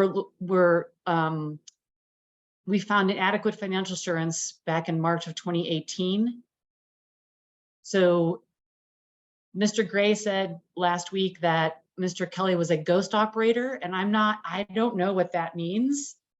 I'm worried what that means is he inherited these wells and just did what he did with them, but didn't contact us. If you look up Schreider, it still has Schreider contact information, not Mr. Kelly's information. I can't tell if he's been submitting annually a registration for him as the owner of these wells and the operator of these wells. I am empathetic, if I'm understanding correctly, that the 8 wells in Adams County might be shut in because they no longer have a midstream operator. I'm not sure if that's the case for all these wells or if it is or isn't. I think we have other operators who are in this situation. I'm worried about the precedence of saying, you had some wells, they no longer work for you. You can turn them over to the orphan well program. But wells that still work for you, you get to keep and operate and make money off of, but now you're turning over the wells that don't work for you to the state. I will remind everybody that during Senate Bill 181 and the financial assurance rulemaking update, I suggested that we allow operators to turn over wells that they knew were going to become orphaned and kind of like a one-time send them to us, and that did not go over well with any of our stakeholders. I think about Mr. Ingve, who's been coming before this commission multiple times, expressing his frustration that he has these wells that can no longer connect to midstream operators, but he's in constant communication with us and our staff about his ability or lack thereof and trying to meet our rules. So are we going to afford everyone else who is in that same boat this opportunity to turn over wells that cannot connect to midstream operators? I feel like there's a precedent here. Normally, when someone turns over their wells and puts them in the orphan well program, the commission says, you can't do business with us anymore. My understanding is that these 3 wells will be transferred to other businesses that Mr. Kelly owns. And so I'm trying to understand what this means as a decision for the commission and setting precedents and trying to really understand if Mr. Kelly is an operator in good standing with us and whether or not it's different. Sorry, I'll stop there. So these are all the things that I'm thinking about. And if you have some daylight you'd like to put on some of these questions that I have or things that I've been thinking about, I would appreciate it. Otherwise, I'm a little worried about what we're doing with this enforcement. And perhaps Mr. Gray can answer some of those questions. Let me take You're right. first. I wrote down some notes that I can address, but I saw Mr. Schultz begin to formulate a thought, so I'd like to defer to him first. Mr. Schultz. Yeah, let me take, thank you, Commissioner Cross.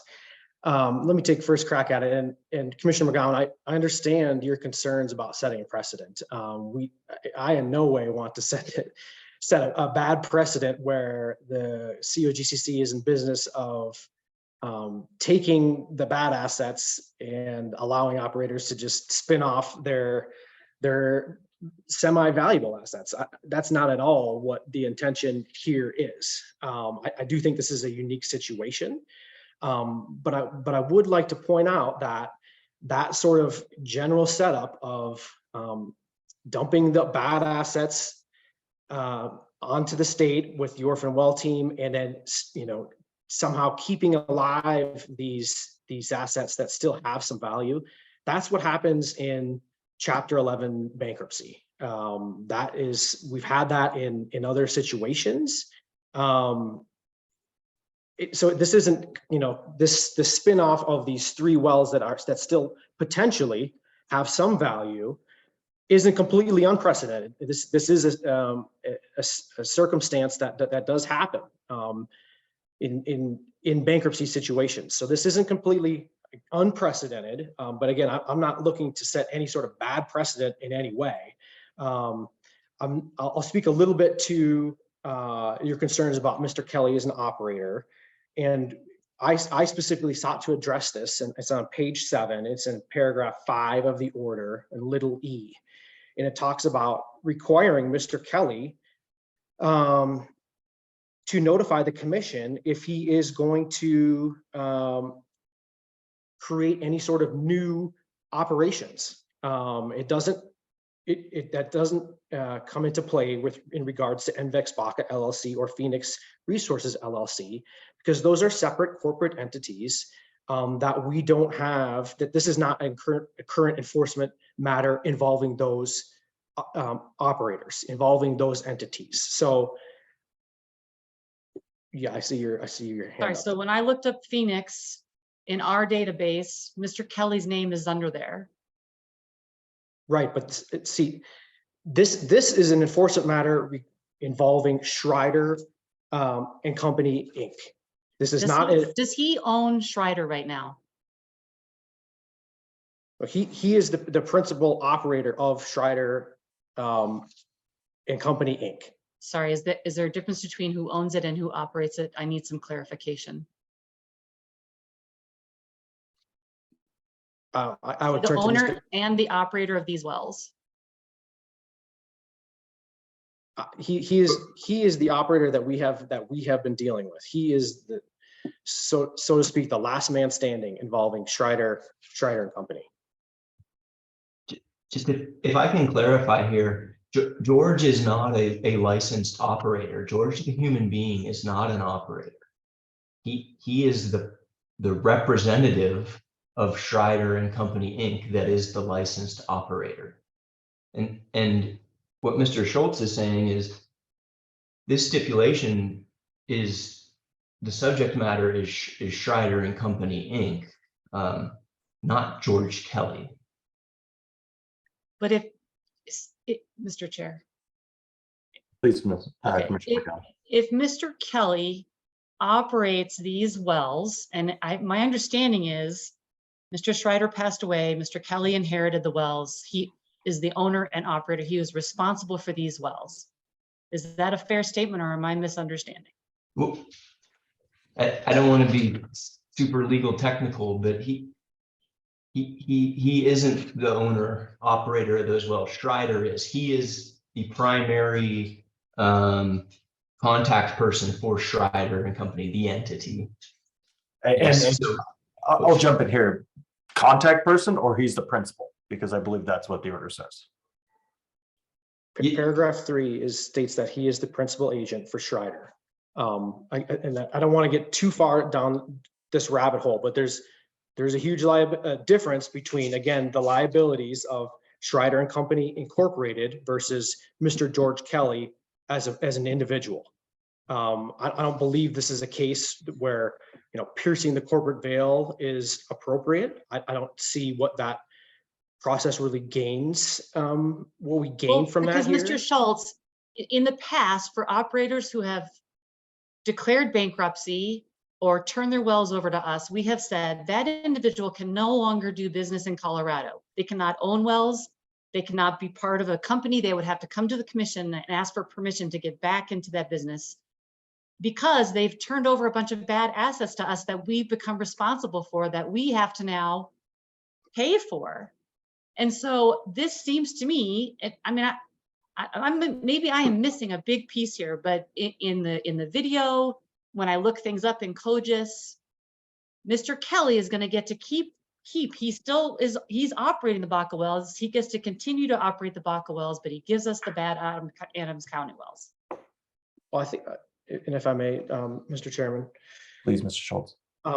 Again, going back to paragraph 5E, that talks about if Mr. Kelly wants to operate any other entities other than NVEX Baca or Phoenix Resources, he must appear back before the commission. That is the same language that I have provided this commission in other order finding violations. So that language is in there. But so maybe I am misunderstanding previous orders. My understanding from previous orders is you can't run this company that you had, and you gave us all the bad wells, and then you're not allowed to do any new business in Colorado unless you come to the commission. And what we're saying here is he's allowed to do business with these two operations that he already owns without, this is part of the stipulation. And he's getting to eat his cake and have his cake and eat it too, I guess. And if I'm the only commissioner having an issue with this, we can just vote and be done. But I am a no vote on this, because I just don't feel like I am getting the answers that I need to understand why this is fair and appropriate, because I feel like we have other operators who are in this situation And I'm just worried about what precedence this sets, or maybe this is a good precedent, but I don't feel like I really understand very well what's going on, and it just doesn't sit with me well, I guess. And let me just, if I may, Mr. Chair or Commissioner Ackerman. Yes, Mr. Schultz. I understand your concerns. I'm trying to understand your concerns, Commissioner McGowan, but there's a huge difference, again, between the personal liability and responsibility of Mr. George Kelly as an individual versus him being involved in these companies, Schreider and Company, which we have before you, also NVEX, Baca, and Phoenix Resources.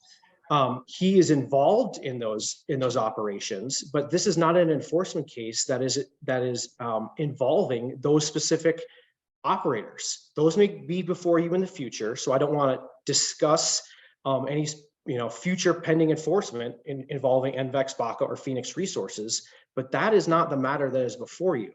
So through a stipulated order filing violation, it's very difficult to put into an enforcement order involving Schreider and Company, in which Mr. Kelly is a principal agent, something that involves these other operators that aren't involved in this particular enforcement matter. I'm not trying to allow Mr. Kelly to have his cake and eat it too. I think this is a unique circumstance in which these 8 Adams County wells were part of the Third Creek line, which the Commission has heard all sorts of concerns about. Those are going into the Olefin Well program.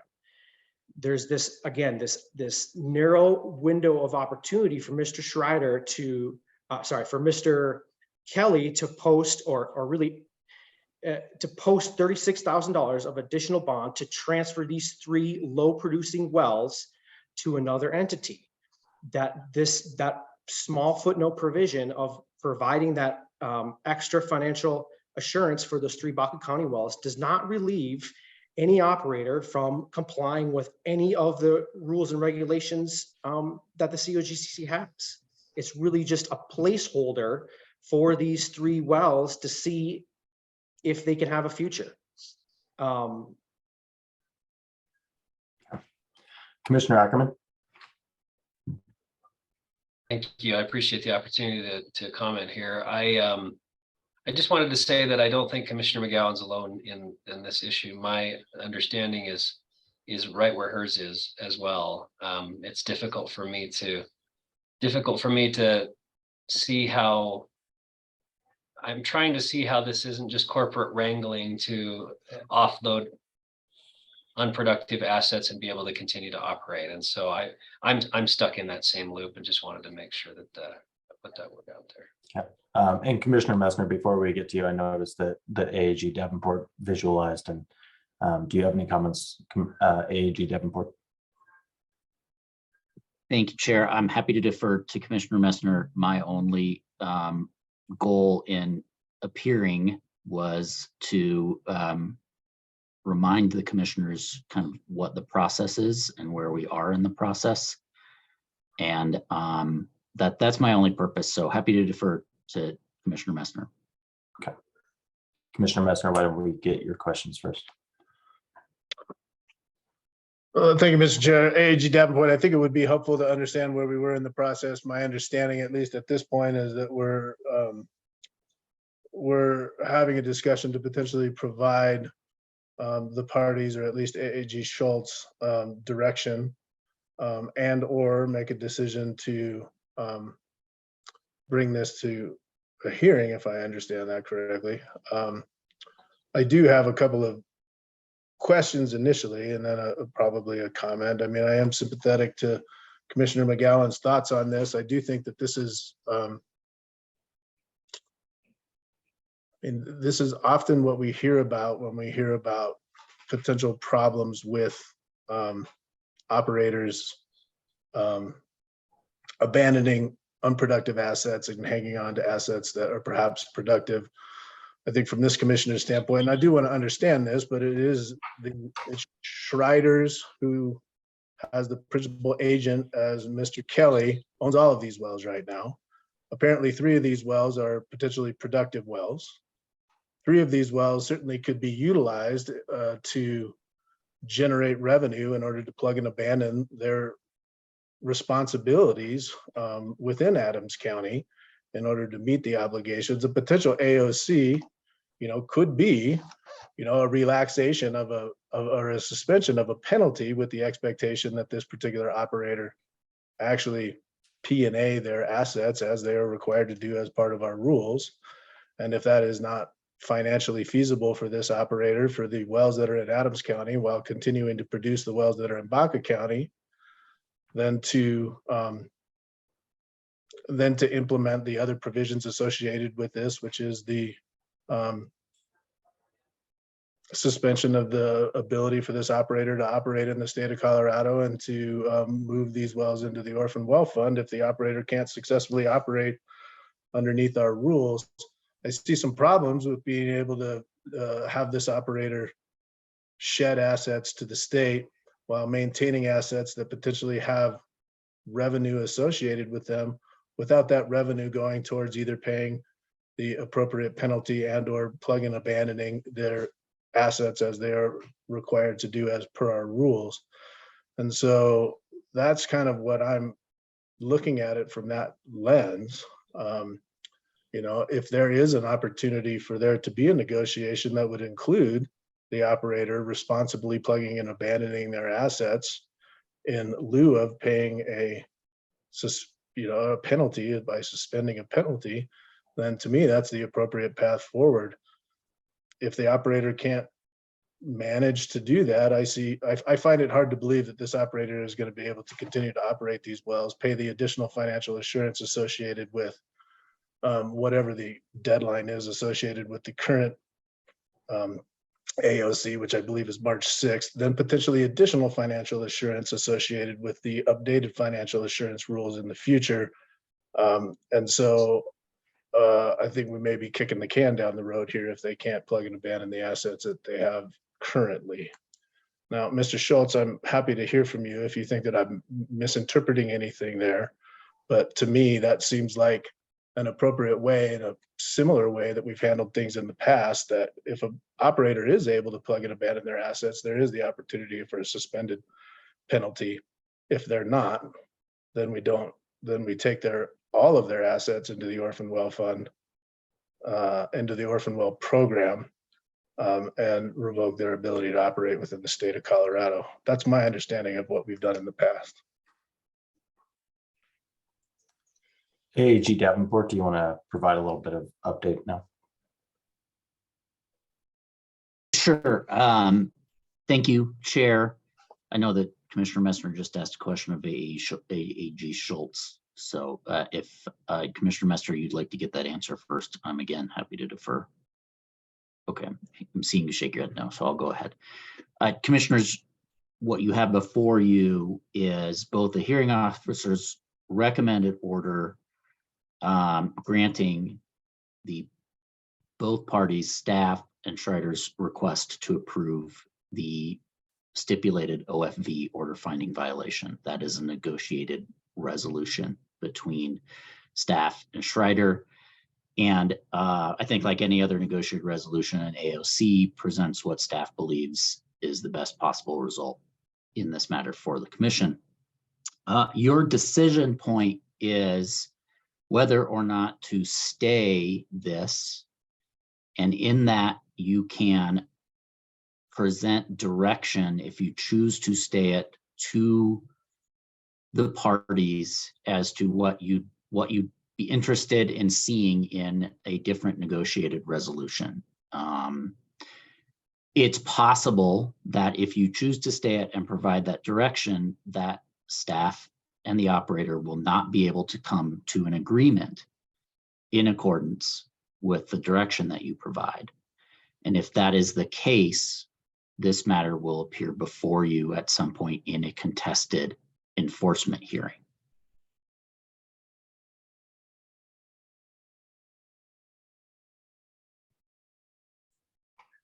Do any of the other commissioners have questions or comments based on that statement? Mr. Gray, I saw you raise your hand. Thank you. Thank you. before there's any sort of motion based on AG Davenport's direction there, I just wanted to touch on a few things I heard to maybe help some commissioners with their understanding of the situation here. And the first one, I just want to correct. I think I heard this correctly, Commissioner McGowan. I think I heard you say that I said last week that George Kelly is a ghost operator. That's not what I intended. What I meant to say, if I said it incorrectly, was Mr. Schreider, the person, was suffering from severe dementia and Alzheimer's, and his communication line with the commission was completely absent. Once Mr. Kelly came into play with Schreider, he established a line of communication, began submitting Form 7s. That's the line I was trying to explain there on that front. The other thing that the phrase I keep hearing is that Schreider wants to shed its unproductive assets. I wouldn't call them unproductive assets. In my mind, these are wells that are capable of production if they had a means by which to sell the product, but they are imminently shut in so long as the Third Creek line is not operating. And I hear I hear the really good logic that, well, you know, there are other companies suffering from that issue too.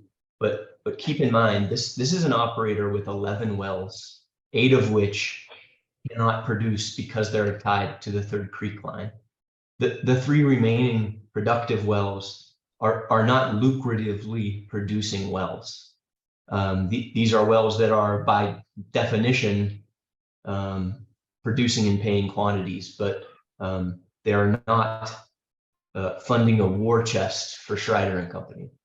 So hopefully that helps with some of the issues that are hard to grapple with here. Well, I'll provide my 2 cents, and thank you for that, Mr. Gray. I am also sympathetic to comments raised by Commissioners McGowan and Messner, and in particular, when I look at the order here, the footnote specifically talks about the fact that Schreider intends to assign the Baca County wells to another Colorado operator, and I assume that's going to be Invex Baca or Phoenix Resources. I'm not sure which. And I guess maybe a clarifying question to begin, Mr. Gray, do you know how many wells are operated by Invex Baca and or Phoenix Resources? So this is a ballpark estimate. Don't hold me to the last digit here, but my understanding is Invex is in the process of receiving operating rights for about 50 wells in Baca County. And it's my understanding that Phoenix currently operates around 20 to 25 wells. Thank you. So ultimately what I'm seeing here is an operator under a different name or names that's operating somewhere in the neighborhood of 50 to 75 wells. And they've taken over these 11 wells, 8 of which are shut in because of difficulties with the Third Creek line, and 3 of which are low producing. And I'm also a little frustrated by the fact that you don't see other operators coming in and saying, well, we have the shell company. The shell company is undercapitalized, and because it's undercapitalized and can't afford to pay the penalties, let's move some of these wells over there. Because the shell company can't afford to plug and abandon or meet the financial assurance, everything that's in this shell company is going to be sent over to the orphan well program. And that's wells that are not producing, even though the larger company or the companies with which they're associated with are operating and continuing to operate and continuing to try and meet financial assurance obligations with wells that are producing and can be produced. And so I hope at least Mr. Gray and AAG Schultz, this is sort of what, and not to speak for the other commissioners, but I think what we're having a hard time with is that Mr. Kelly, even though he does operate other wells through a different company and has the capability of paying for these assets and trying to meet financial assurance obligations for assets that he's come into because of other reasons, admittedly understanding the issues with Mr. Schreider, but comes into these assets and is willing to say, well, I'm going to get rid of these 8 in Adams County no matter what, because I can't do anything with them. Maybe I'll do something with the wells in Baca County, because I already have 50 other wells in Baca County that I'm trying to do stuff with, and I'll move those that can make some money and can produce to it. And so I think that's inherently where my concern lies, is that we're having someone that does at least sound like he has the financial capability to meet his obligations under our rules, but is choosing which wells he can continue to operate or can work with, and choosing other wells that he wants to shed off because they were given to him for other reasons. Commissioner Messner. Thank you, Mr. Chair. I think that's actually, I mean, I would agree with that. And to not beleaguer the point anymore, I would make a motion to direct AAG Schultz and the parties to enter back into negotiations on this particular docket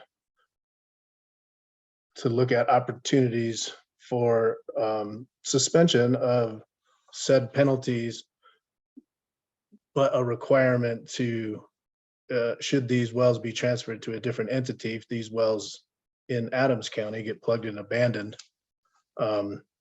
appropriately as per our regulations, and allow the other 3 wells to be transferred to whatever other entity, and to have those wells that are transferred updated to the most current financial assurance requirements, in lieu of that suspended, or in lieu of imposing that penalty. That would be my direction. That would be my motion. Open to other thoughts. Apologies, I was on mute. I'd say I'd second that motion. With the full understanding that March 6th is coming up, and I know you need to continue that, but I hope at least we've provided some additional clarity with some of our concerns here, kind of moving forward. And I saw Commissioner Ackerman raise his hand as well. Thank you, Commissioner. Thank you, Mr. Chair. I appreciate the opportunity. And I was going to second the motion as well, and just restate the importance of ensuring that in the line of the disposition of wells, that there isn't a line to, treat the orphan well program as a repository for unwanted assets while one continues to operate. That wasn't the intent of the orphan well program, and I don't believe it was the intent of this order, but I believe it functionally results in that appearance, and even functionally results in that end. And so I would agree that if there is profit associated with the other wells, be it through their operation or through their disposition, that the first dollars and every dollar until the obligation is met needs to go for the plugging of the unwanted assets if they are to be relinquished. So I second the approach, and certainly second the motion, but I believe you've already seconded it. So we have a motion and a second. Are there additional comments before we get there? AAG Schultz, so I'll let you have a final comment here. My question is really just one of clarification. Just so I understand what the direction is. I'm a little confused by Commissioner Messner's motion. We could just restate it one more time. Commissioner Messner. Well, thank you, Mr. Chair. So the motion is to encourage the parties to enter into negotiations with the goal, from this commissioner's standpoint, potentially this commission's standpoint, to allow for a suspension of the penalty, which I believe is $79,000 or something in that ballpark, to allow the transfer of the assets, but also a requirement that the existing wells that had initially been considered to be transferred to the orphan well program do not get transferred to the orphan well program, but rather get plugged and abandoned as per our regulations by the entity in which the Baca County wells are being transferred to, and or this existing operator, Schreider. In lieu of that, should the operator not be able to do that, then and not be able to plug and abandon those assets, then the operator would have to abandon all of their assets within the state of Colorado and lose their ability to operate in the state of Colorado without a hearing before the commission. The expectation is that the 3 Baca County wells could certainly go to this new operator under the same operator agent, and be able to be utilized as an asset to this operator, but that the responsibility would still be to plug and abandon these wells rather than transfer them to the orphan well program. Does that make sense, AG Schultz, or do you need more clarification? Got it, Commissioner Resner. Thank you. All right, thanks. And final comment from Mr. Gray. Yeah, just 2 things. Thank you very much, Mr. Chair. First, Commissioner Messner, your in lieu of option. Frankly, let me see.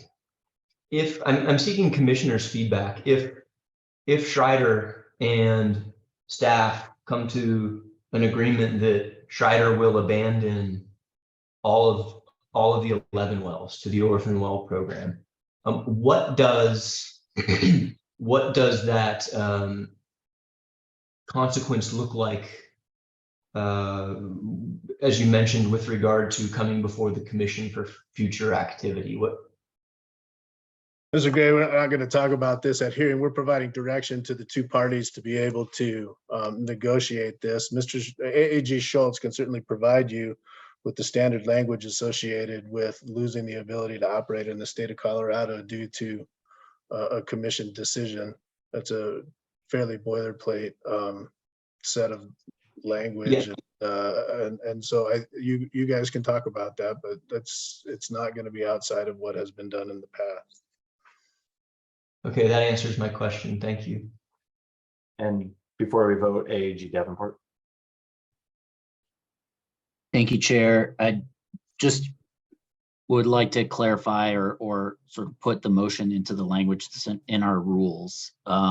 This is the commission is not approving this negotiated resolution. This matter is stayed with some instruction from the commission, and it is stayed until either the parties come back to you with a new negotiated resolution, or it's brought back to you as a contested enforcement matter. Commissioner Mesner, do you accept that friendly amendment? Yes. And I would accept that second under the same basis. Any other final comments? Okay, with a motion and a second, all in favor, please signify by saying aye. Aye. Aye. Any opposed? And the motion to stay passes.